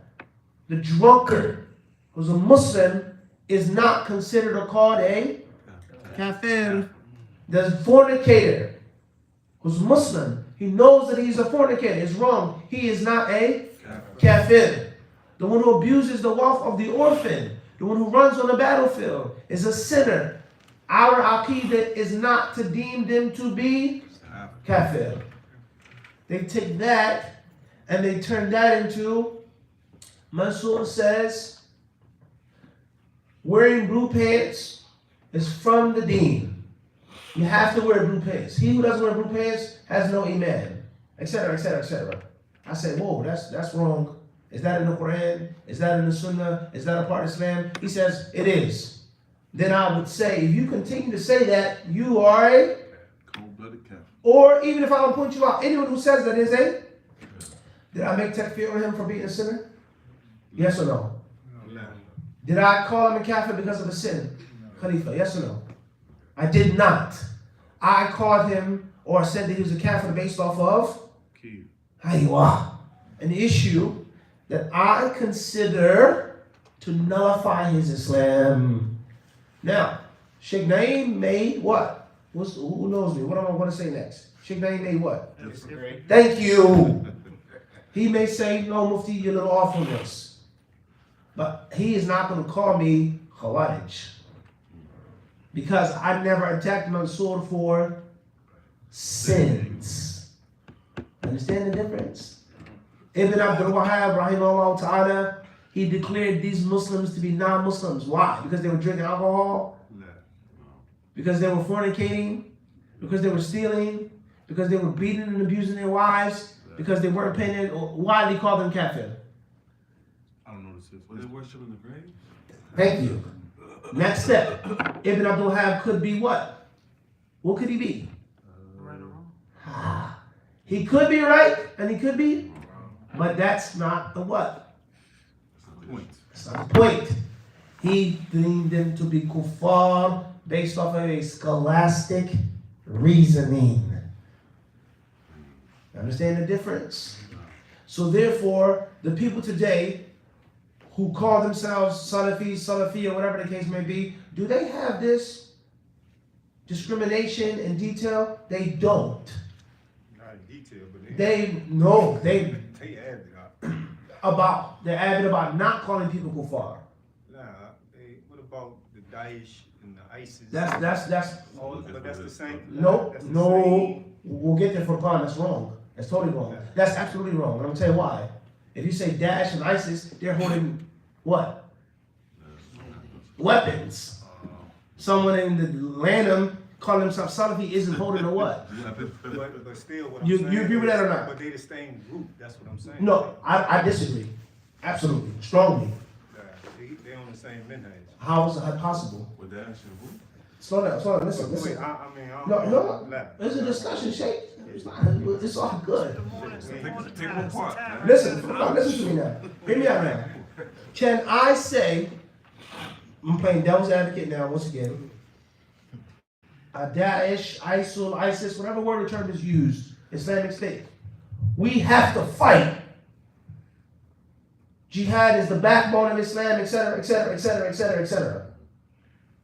And then someone in the DMV area who says Salafiyah, Jihad, no. Jihad the nafs. No, you're disobeying the ruler. No, we need to call to Tawheed. There is no fight. How can I say that these people are the what? It's the same. Come on, Sheikh. It's the same shit. Nah, it ain't the same. I can't convince you. I think that the example is what? It's the same shit. Beyond clear. The extremism is the same. But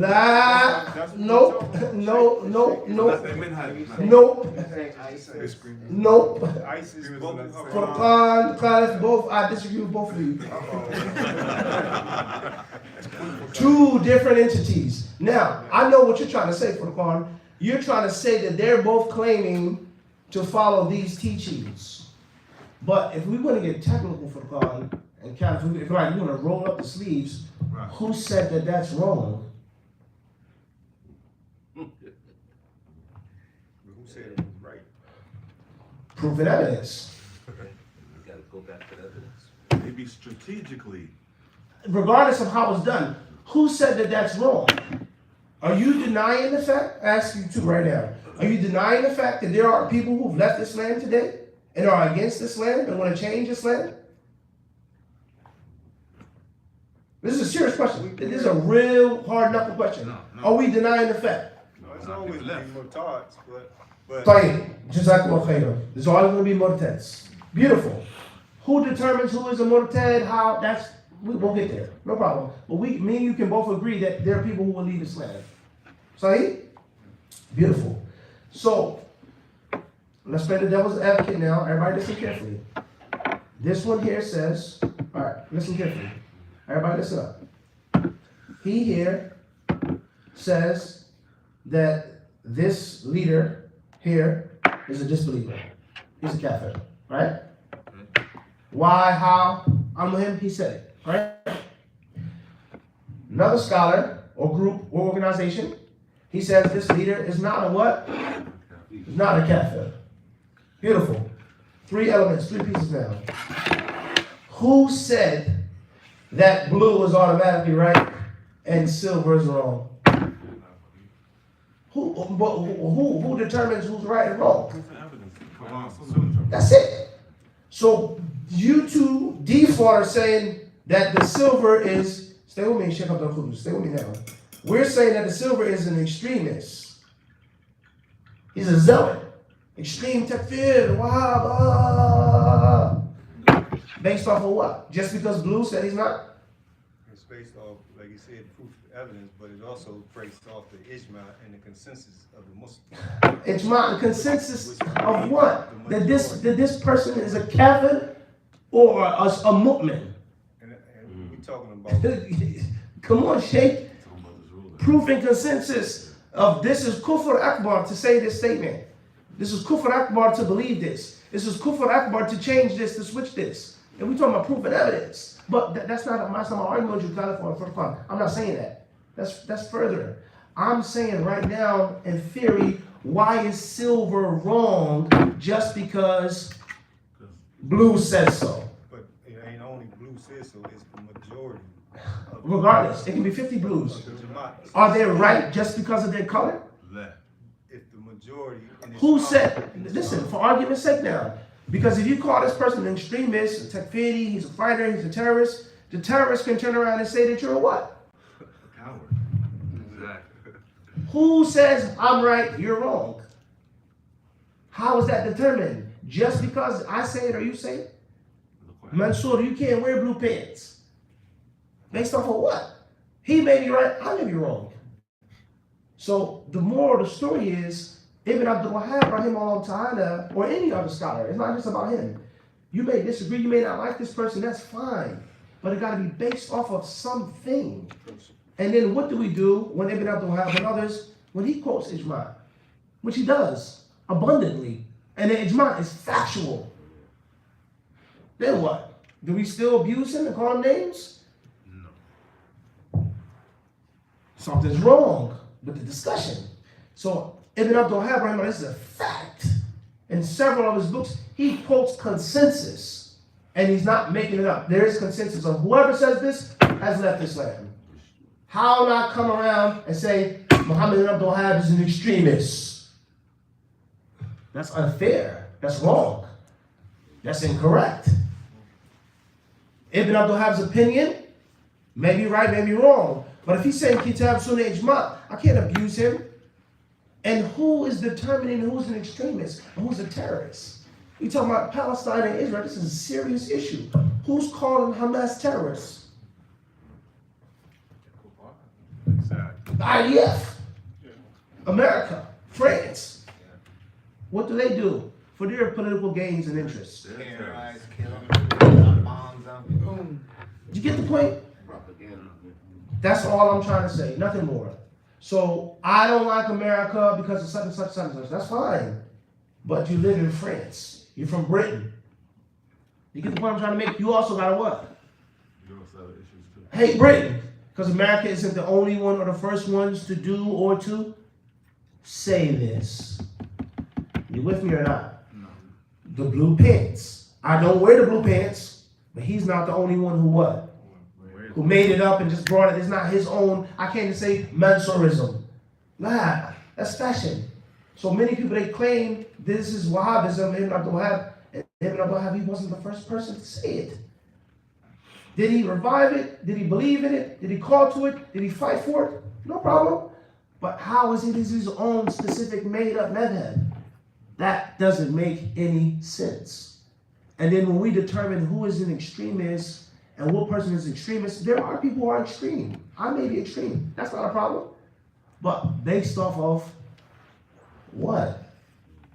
Who? Just because I point the finger? You're an extremist if you talk about fighting in the cause of Allah.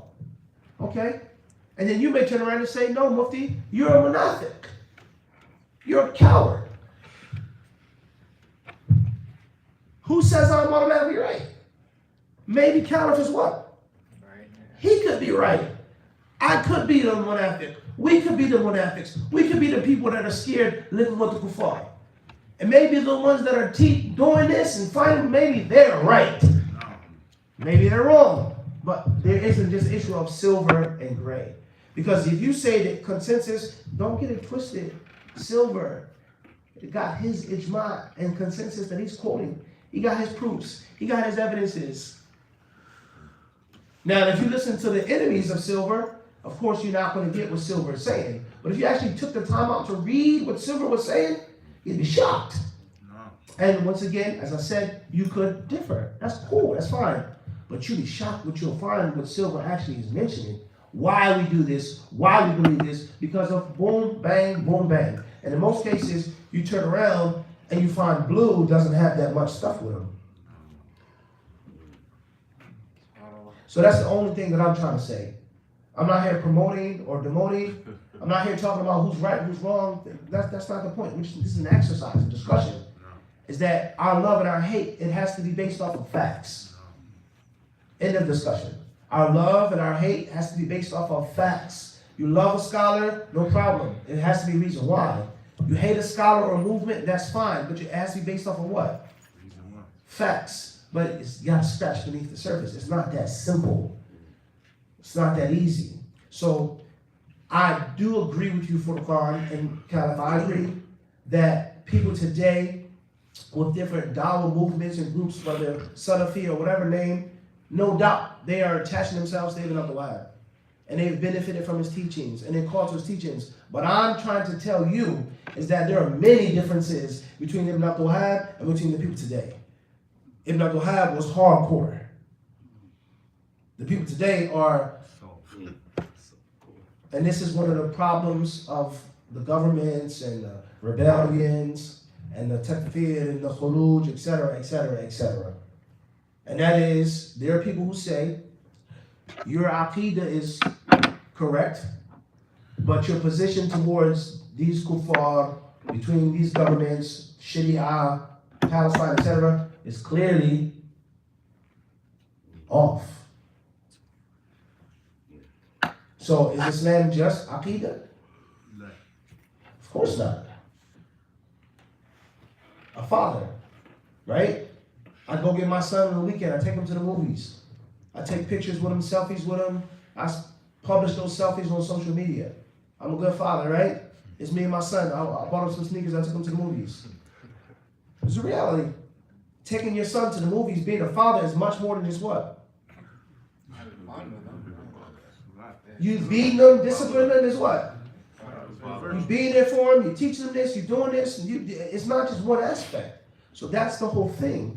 So there are, if you want to get technical, one can say that there are different strands of Wahhabism, for argument's sake, no problem.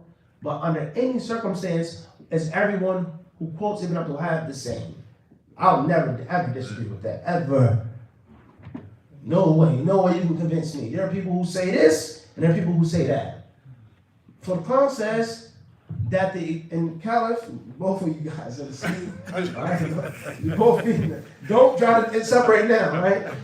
They're saying that they're the same in the extremism and the blah blah blah and the blah blah blah and the blah blah blah. But the point that I'm trying to make is, who said that that's extremism? For argument's sake now, let's be honest. Who said that who said that they're wrong?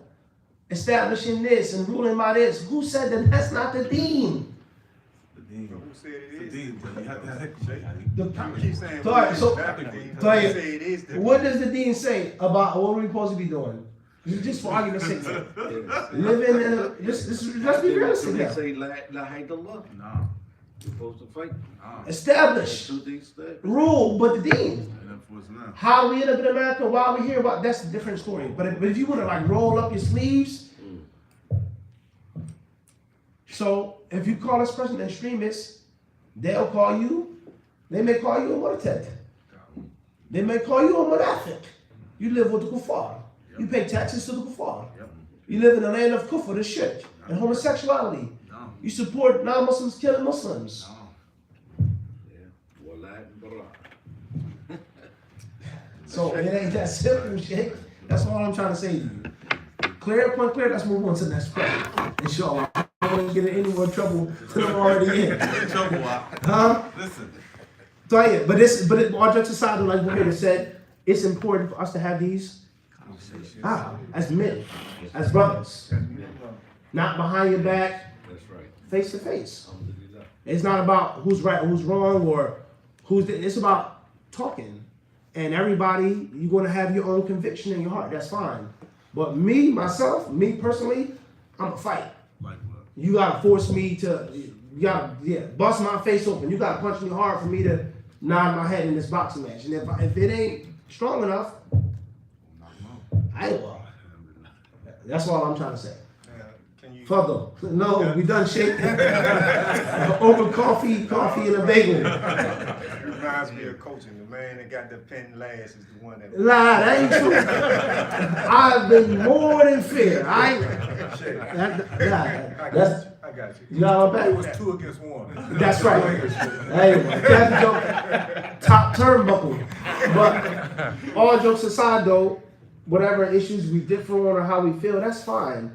But those points that I gave you, please pay attention to them. Because they're extremists on both sides. Those who think that Muhammad al-Wahhab is Islam. And his teachings are the Quran and the Sunnah. And those who totally disrespect, who totally disregard, who totally reject, and who blame all problems on him. That's an extreme that we do not accept. Evident.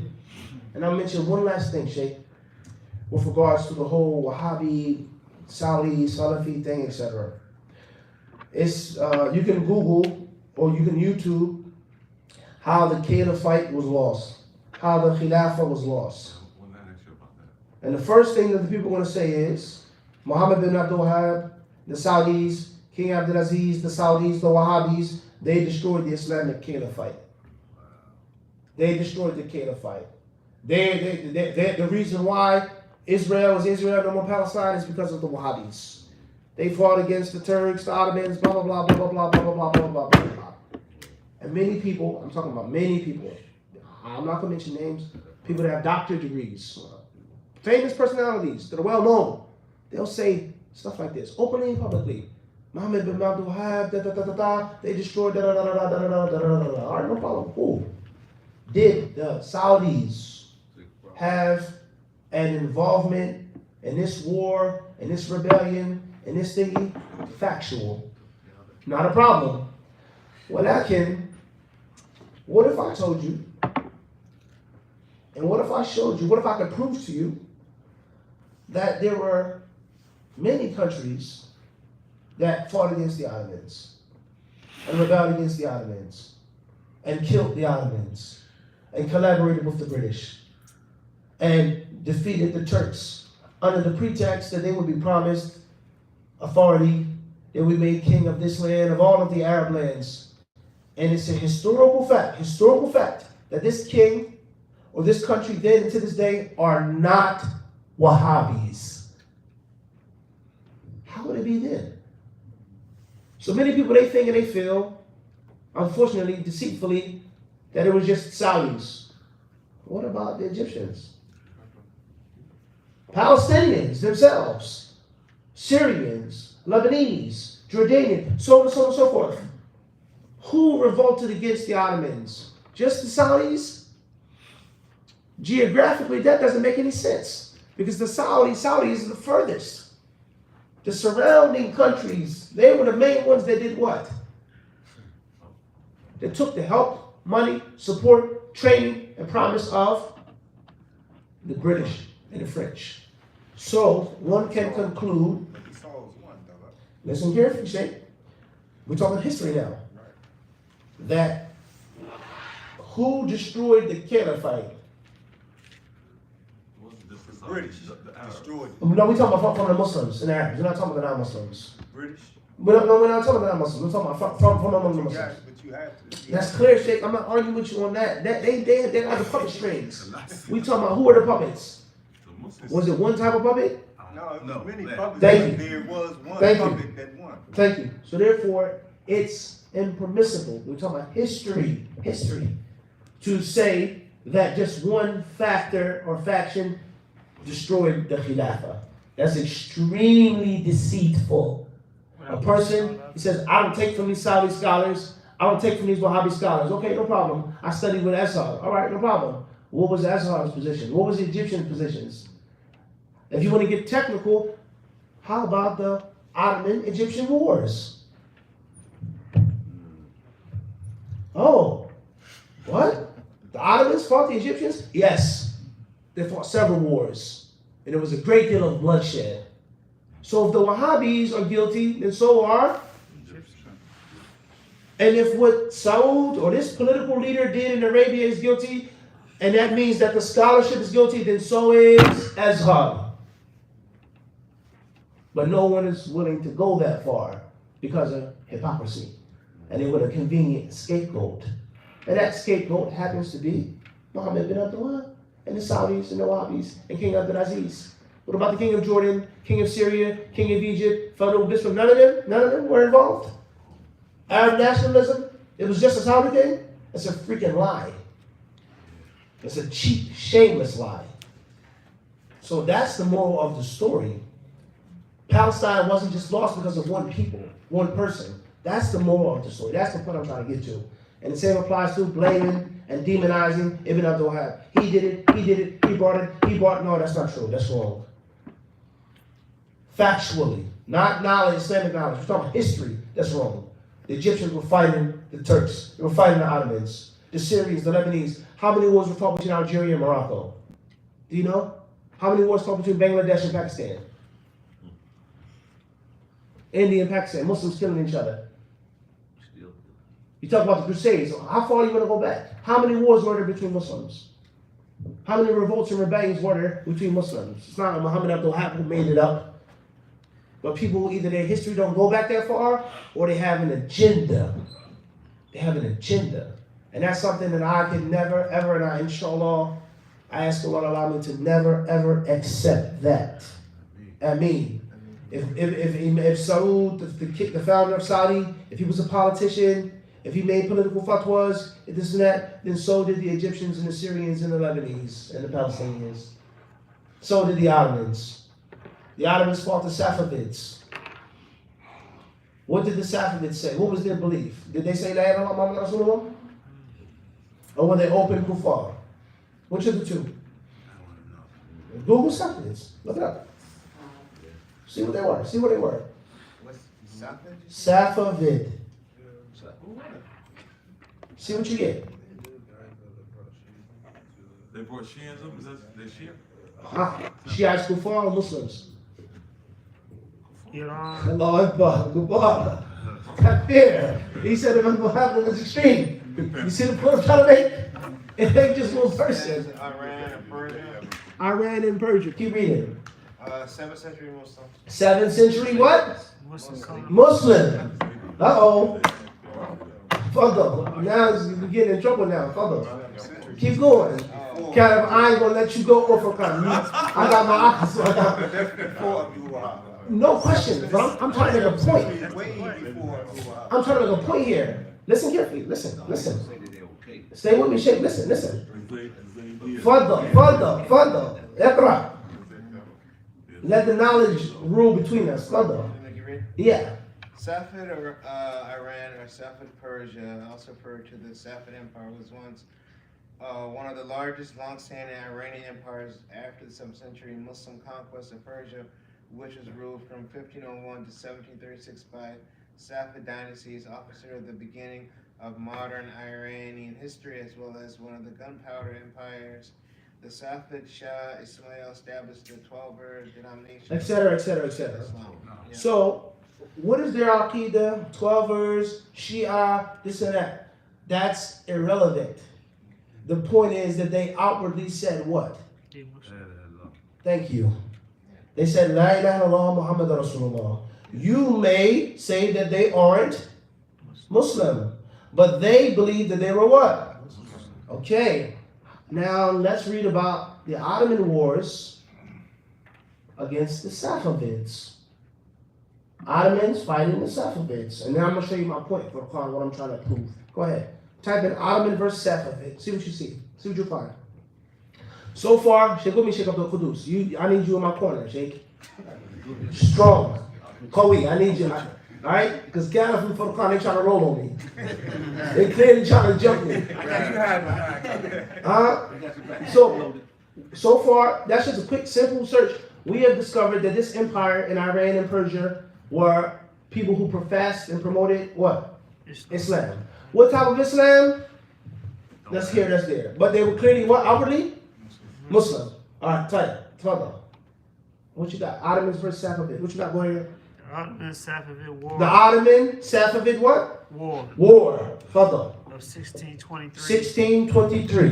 Through through 1639 to 1639. Listen carefully. was the last of a series of conflicts The last of a series of conflicts. fought between They had the fought before. All right? Father? fought between the Ottoman Empire and the Safavid Iran. Then the two major powers of Western Asia over the control of the Mesopotamia. After the initial Persian success in recapturing Baghdad and most of the modern Iraq, having lost it for 90 years, the war became a stalemate. Pause. All right. So, how many combatants do we have? We have the Safavids versus the who? Ottomans. All right. What are the Safavids? What's their official religion? Islam. Islam. Original. That's No doubt about it. Regardless of the 12 stuff. There's so many different types of Muslims. Ottomans. What was their religion? What did they call? And yet still they did what? They fought. How and why did the Ottomans fight the Safavids? Do you know? Over the land, he just said it. But how was it justifiable? I don't know. Or would you like me to tell you? No. Their scholars, Shaykhul Islams, gave them fatwa. Fighting, killing, taking the Safavids' land, etc., was lawful, was from the deen. To bring it, Thank you. to bring it under the. Thank you. They could have been wrong or they could have been what? Correct. Right. But the fact is that they gave the what? Okay. And there you go. So don't say that sanctioning Muslims fighting and Muslims' blood is only AA. Wahhabi. That's the point. That's the moral of the story, Furqan. I noted it before, my Ibn Abdul Wahab. That's clear. But they passed it. They legitimized it. They called them heretical. Maybe the Safavids were right. Maybe the Ottomans were wrong. Maybe the 12 was right.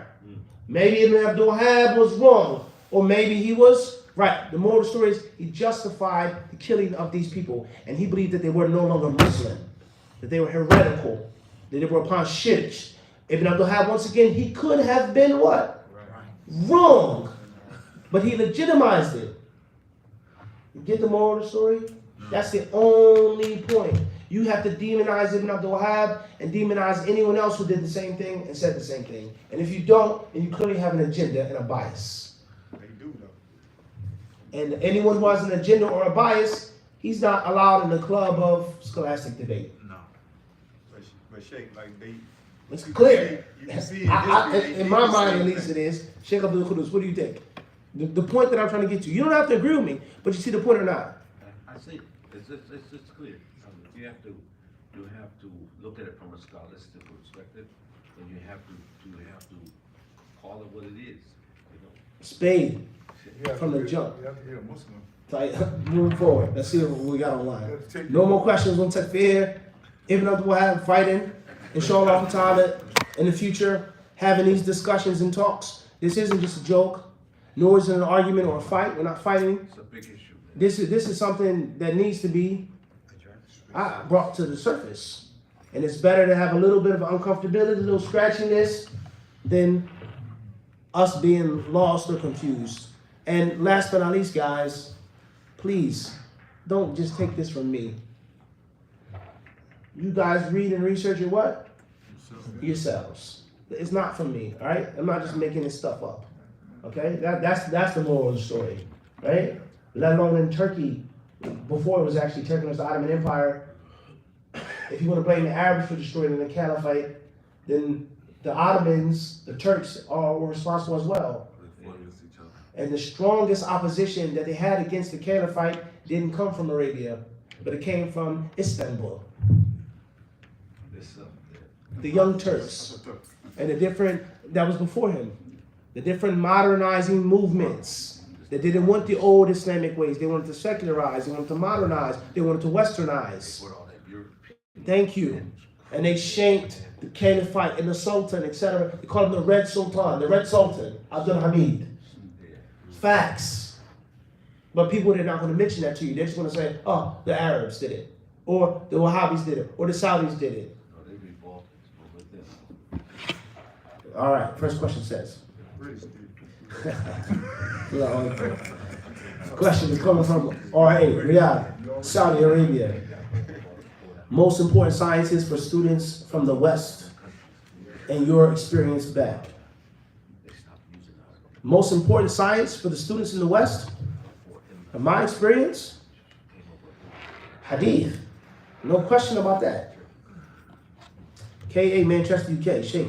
Are there matters in which it is permissible and obligatory to work together and unite with Ash'aris and other GMO Aqidah groups in these Western countries? In brief, a Muslim is supposed to work and to cooperate upon bir and taqwa. And a Muslim is supposed to stay away from cooperating upon sin and transgression. End of clear as day. So if they're Muslims, regardless of their type of Islam, whatever you differ or agree, that's fine.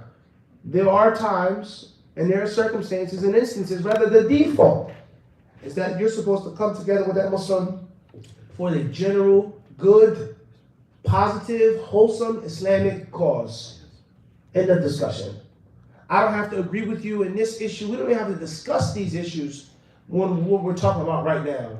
So if there was a kidnapper on the loose in this neighborhood, and a pastor from across the street came over and said, hey, listen, man, somebody from my congregation was kidnapped. And then the brother in this masjid said somebody from this jama'ah was kidnapped. We got to do something about this. We got to take a stance. The pastor and the imam are going to work together and making the community safe. Not because I believe in the Trinity or he believes in Tawheed, but because this is a cause that is clearly good and needed. So the moral of the story is cooperation has its rules. And there are people who are overzealous on both sides. You can't work with this Muslim group, these people with these Aqidah, no matter what. As if they're kuffar. And then there are those, you work with anybody, you say anything, you keep silent, it doesn't matter. Just, Bismillah, it depends on the situation. The most important aspect of the answer is that make sure that what it is bir and taqwa. That's first and foremost. Bir and taqwa. Wallahu ta'ala a'lam. Next question says, questions come from UH, Long Island, New York. Salam Mufti, may Allah bless you. I want to come to Umrah with you. What should I expect? Do you think it's beneficial for someone who's done Umrah before? Jazakallah khairan, alaykum salam wa rahmatullah. You're more than welcome, akhi. Ahlan wa sahlan.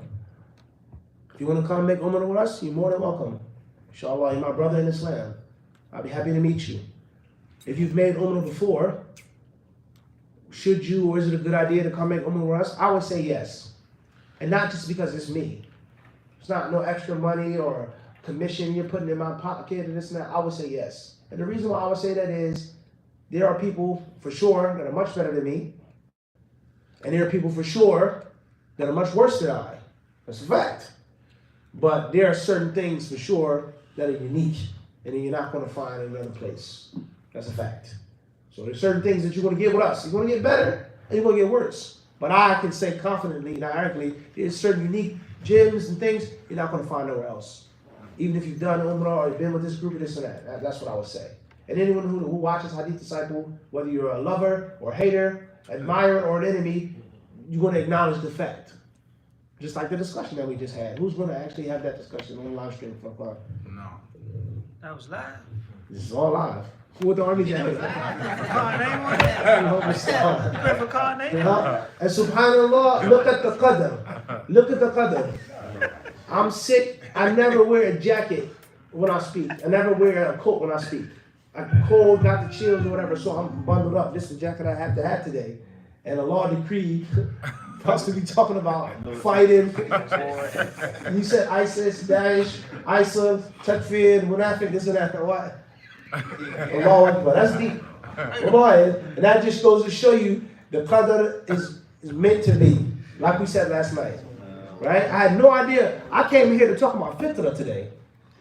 Islam. That's it. Let's move forward. AR from DC.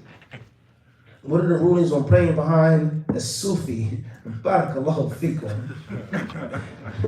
You brought the heat today, Papa. It's because of you, Sheikh. at the end of the day, to keep things brief and professional, the Sufis in general, they're Muslims.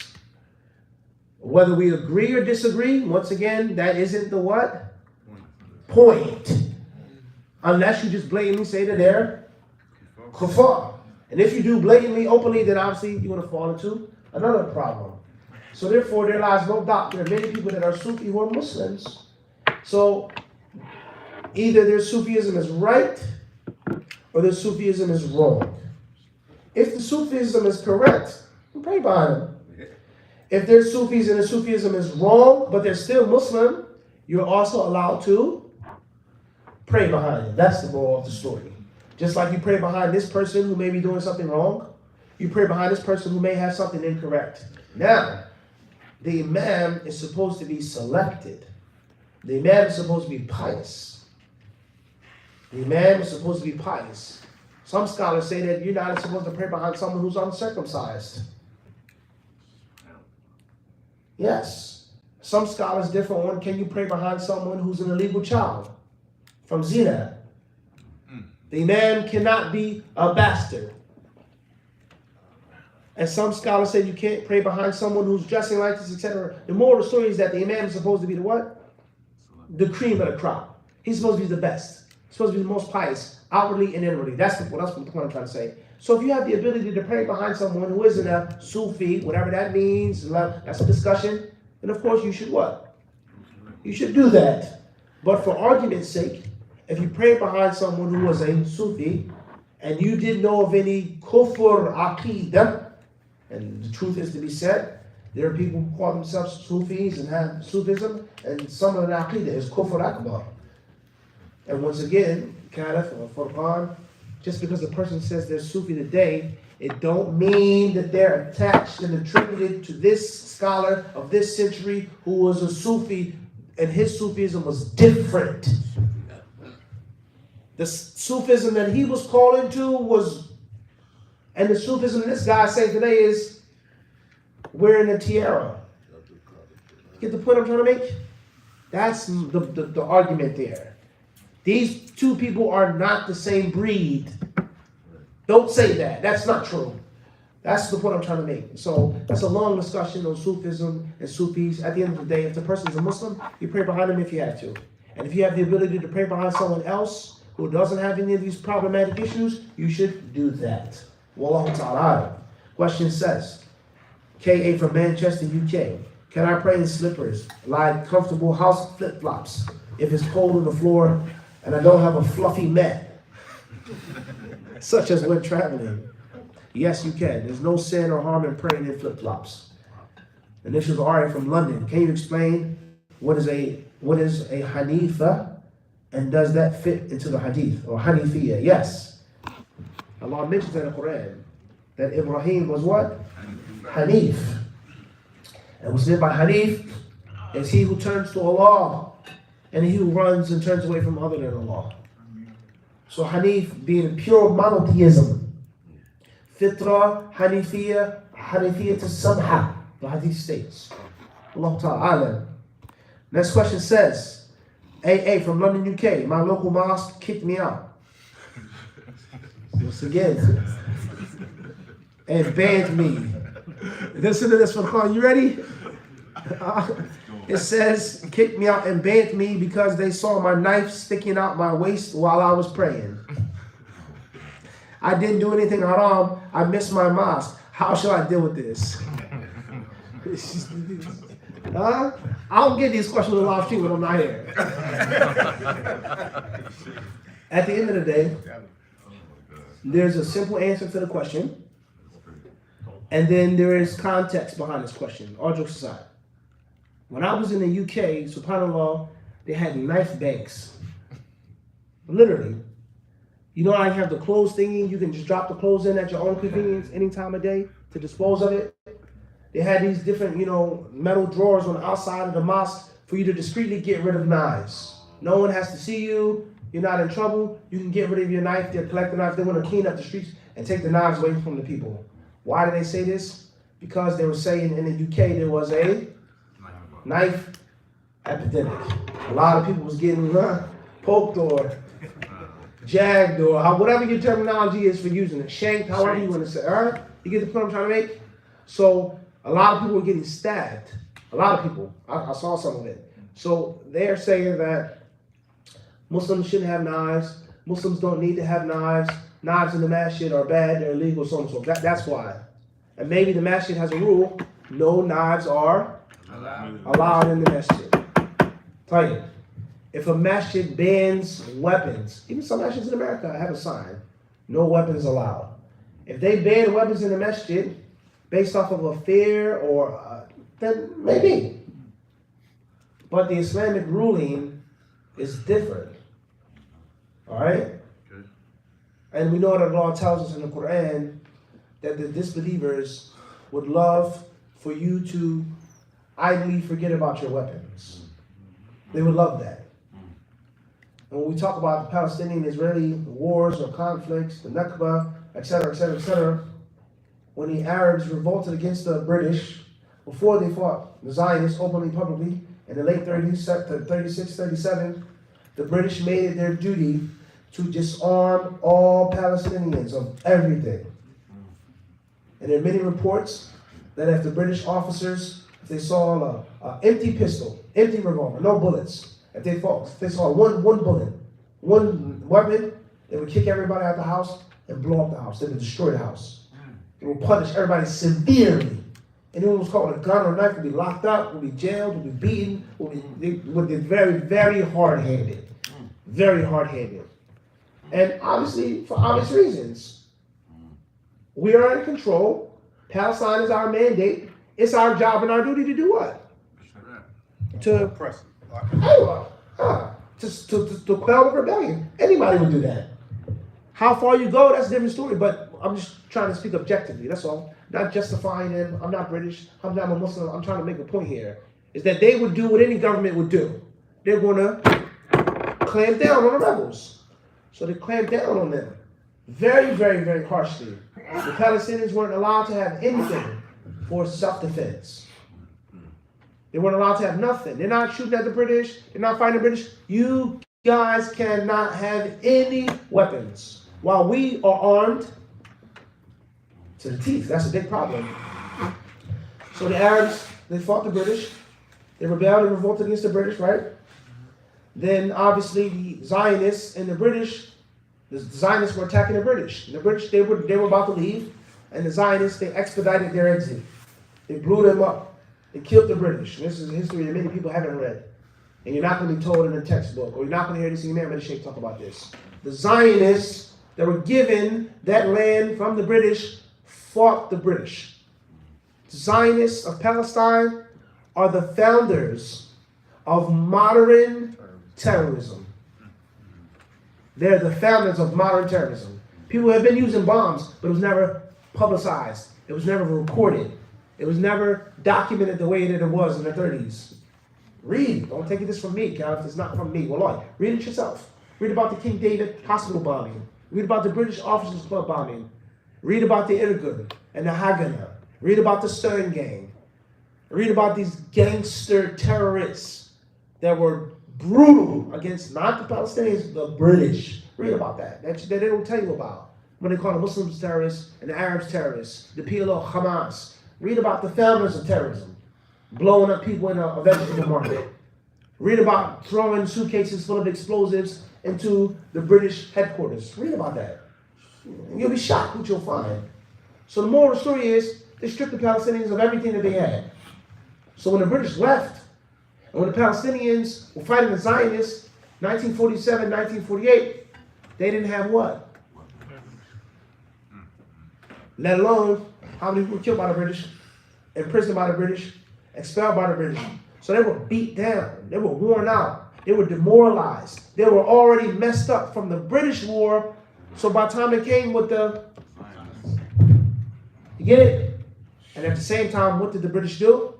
They disarmed the Palestinians and they systematically armed the Zionists. So the moral of the story is, in history, no weapons, no weapons, no weapons, no weapons, no weapons, no weapons leads to disaster. And that is why I'm proud to say I'm an American. I live in America. You call me a terrorist, you call me this? No, I'm an American. And the right to what? Why did the forefathers put that there? Because they knew the importance, the necessity of having the people to what? Thank you. And whenever you take the arms away from the people at whole, it's always going to lead to disaster. That's the moral of the story. So you have a knife problem.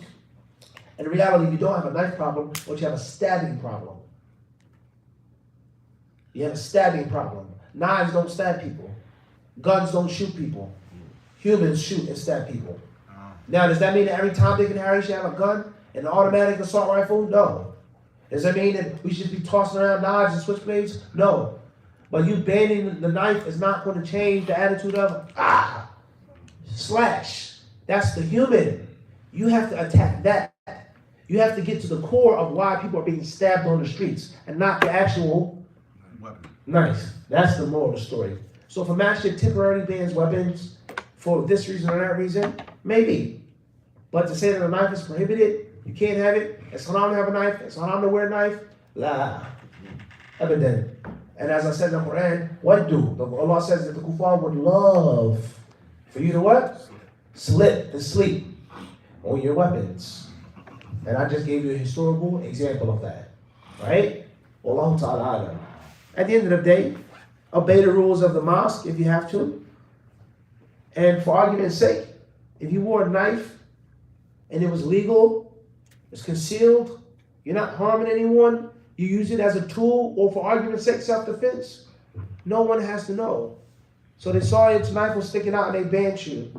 All right? Go back, say, look, halas, I'm clean, I'm good. Right? Or you have to go to another mosque. You should be discreet. That's the point I'm trying to make, is discretion. And he wrote a book on not harming Muslims. And the Prophet ﷺ told the Sahaba to take their arrows out. That's right. You know? That's in Bukhari, Sheikh.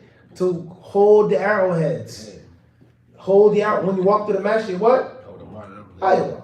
So at the end of the day, a knife is harmless. Right? Knives don't stab people. Knives don't hurt people. People hurt people.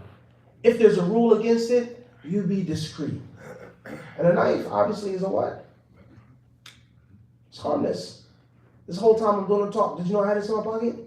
I just guess you might. No. That's just my That's mentality. mine, That's personal. Yeah. Am I stabbing Muslims? Nah. It's a what? It's a tool. Not a weapon. You understand? You get the point I'm trying to make? That's all. And if a cop comes into the mosque right now and he says, hey, you can't have this knife. You're a terrorist. You're this, you're that. This is the reason why I pulled it out. This is obviously what I'm pulling out on live stream. This ain't it. No. What else is concealed? Only Allah knows. Nah. Right? The moral of the story is a cop, a rookie cop, right? He's going to come, oh, you got a knife, da da da da da. I'm going to blast him. My lawyer is going to destroy him. How is that? You have a right to carry your pocket. Thank you. The law is the knife, this, is it that? You got to know the what? Wow. The law. No one can come and tell you what you can and cannot do when you know the law. Okay, officer, is it more than this inches? Is it like this? Is it brandished? Is it automatic? Is it a gravity knife? Is it this knife? And oftentimes you, the civilian, the citizen, may know the law better than the cop. So if he locks you up, he takes you in charge, you're going to trash him. Let alone the fact that oftentimes cops still see a knife and they'll let you go. Because they know it's a what? It's not a menacing thing until it's used as a weapon. Thank you. That's the moral of the story.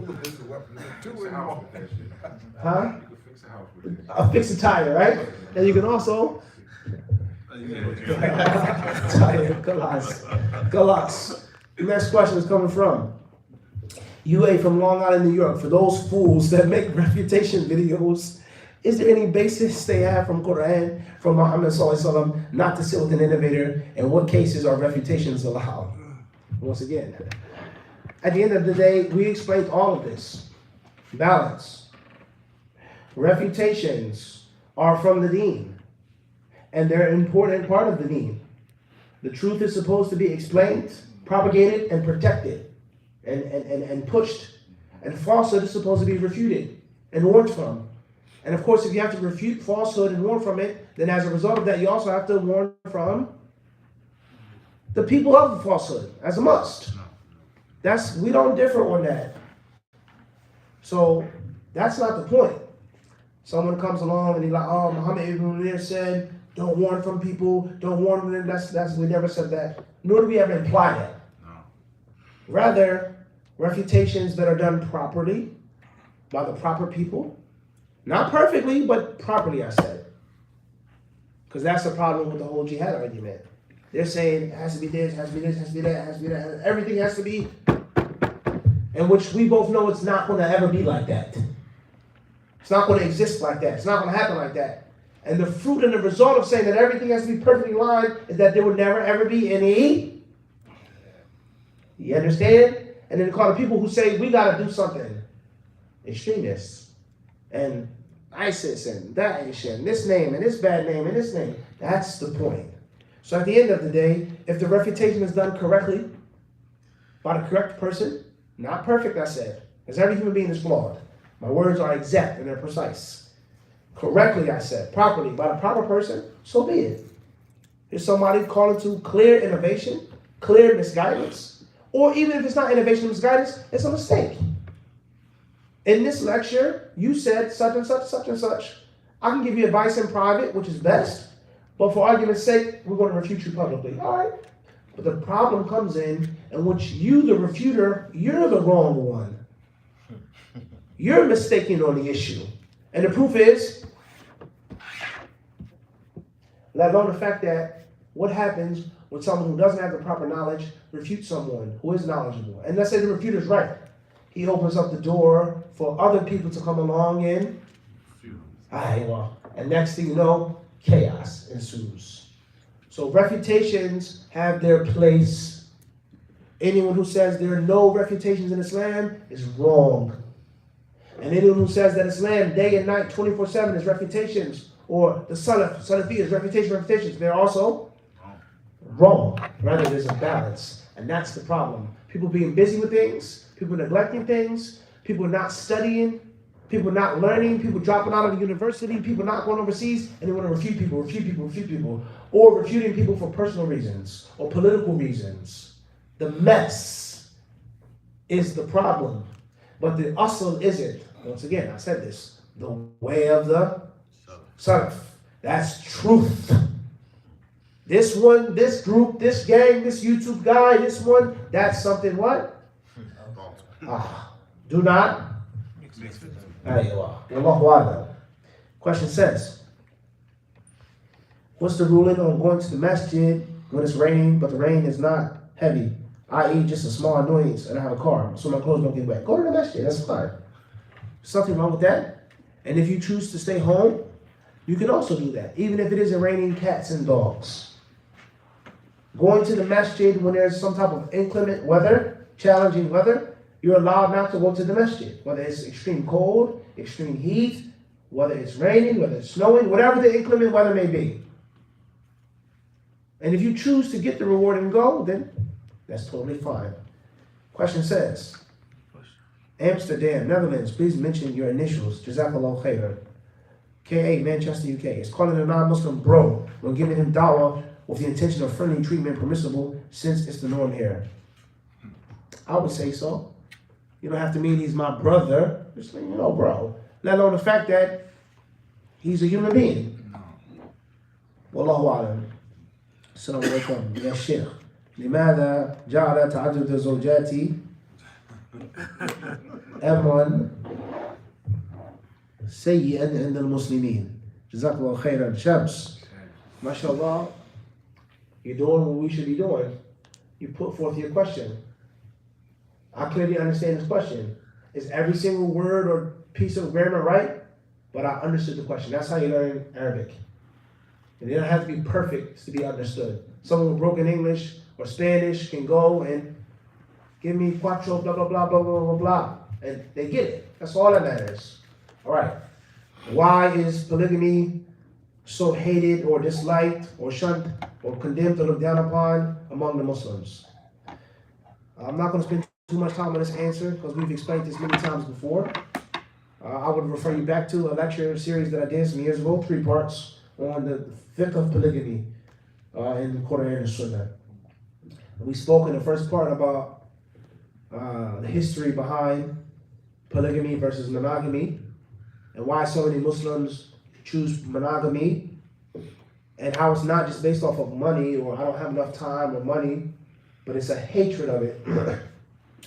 And many people, once again, the problem, someone being a scholar of Islam who isn't, they start interpreting the Quran. Surah, this verse doesn't mean this, and who said that? MashaAllah, where did you study tafsir? MashaAllah, what university did you go to? None. Let alone even if you went to a university, even if you were a scholar or doctor, it doesn't mean that you aren't. Right. But for argument's sake, you're just talking out the side of your neck. You have no knowledge. Because you don't want another wife, or you don't want your husband to have another wife, or it's disgusting or whatever. Now you're an authority upon tafsir. That's a big problem. All right? So therefore, many people, they have different reasons why they hate polygamy and the different levels of hatred. A woman may hate, quote unquote, polygamy because of her jealousy. No. All humans are jealous by nature. And no disrespect to our sisters and women, but it's the truth. A woman by nature is a jealous creature, more than a man. No. And that's why the more jealous a man is, he's imitating a woman. No. That's a fact. A fragile, prickly, insecure guy, you have a great deal of femininity in you. You've been around women too much. You're raised by women. You're around women your whole life. That's why you're so, the smallest little prickly thing, you take offense to it. What you trying to say? Can't be men. Disagree, differ. Right? I walk off, I got something in my heart against my car. I feel some type of way. Because he's different with me, because he said this, because he's different with Ibn Abdul Wahab. That's womanly. No. And vice versa would be the same. We had a scuffle, it's done, it's over. Alas. You get the point?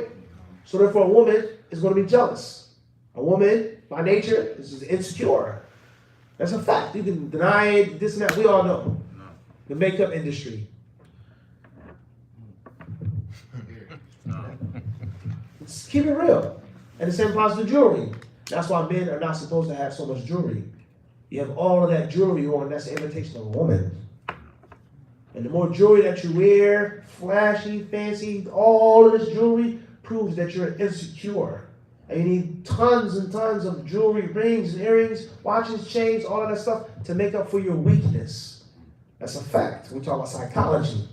All right? Men, 10 minutes to get ready. Woman, you waiting, come on, man, we gotta go. I'm coming. Hair dryer, this, that. We gotta go, we're gonna be late. She needs 2-3 hours to get ready. This is the reason why. So some women, Muslim and non-Muslim alike,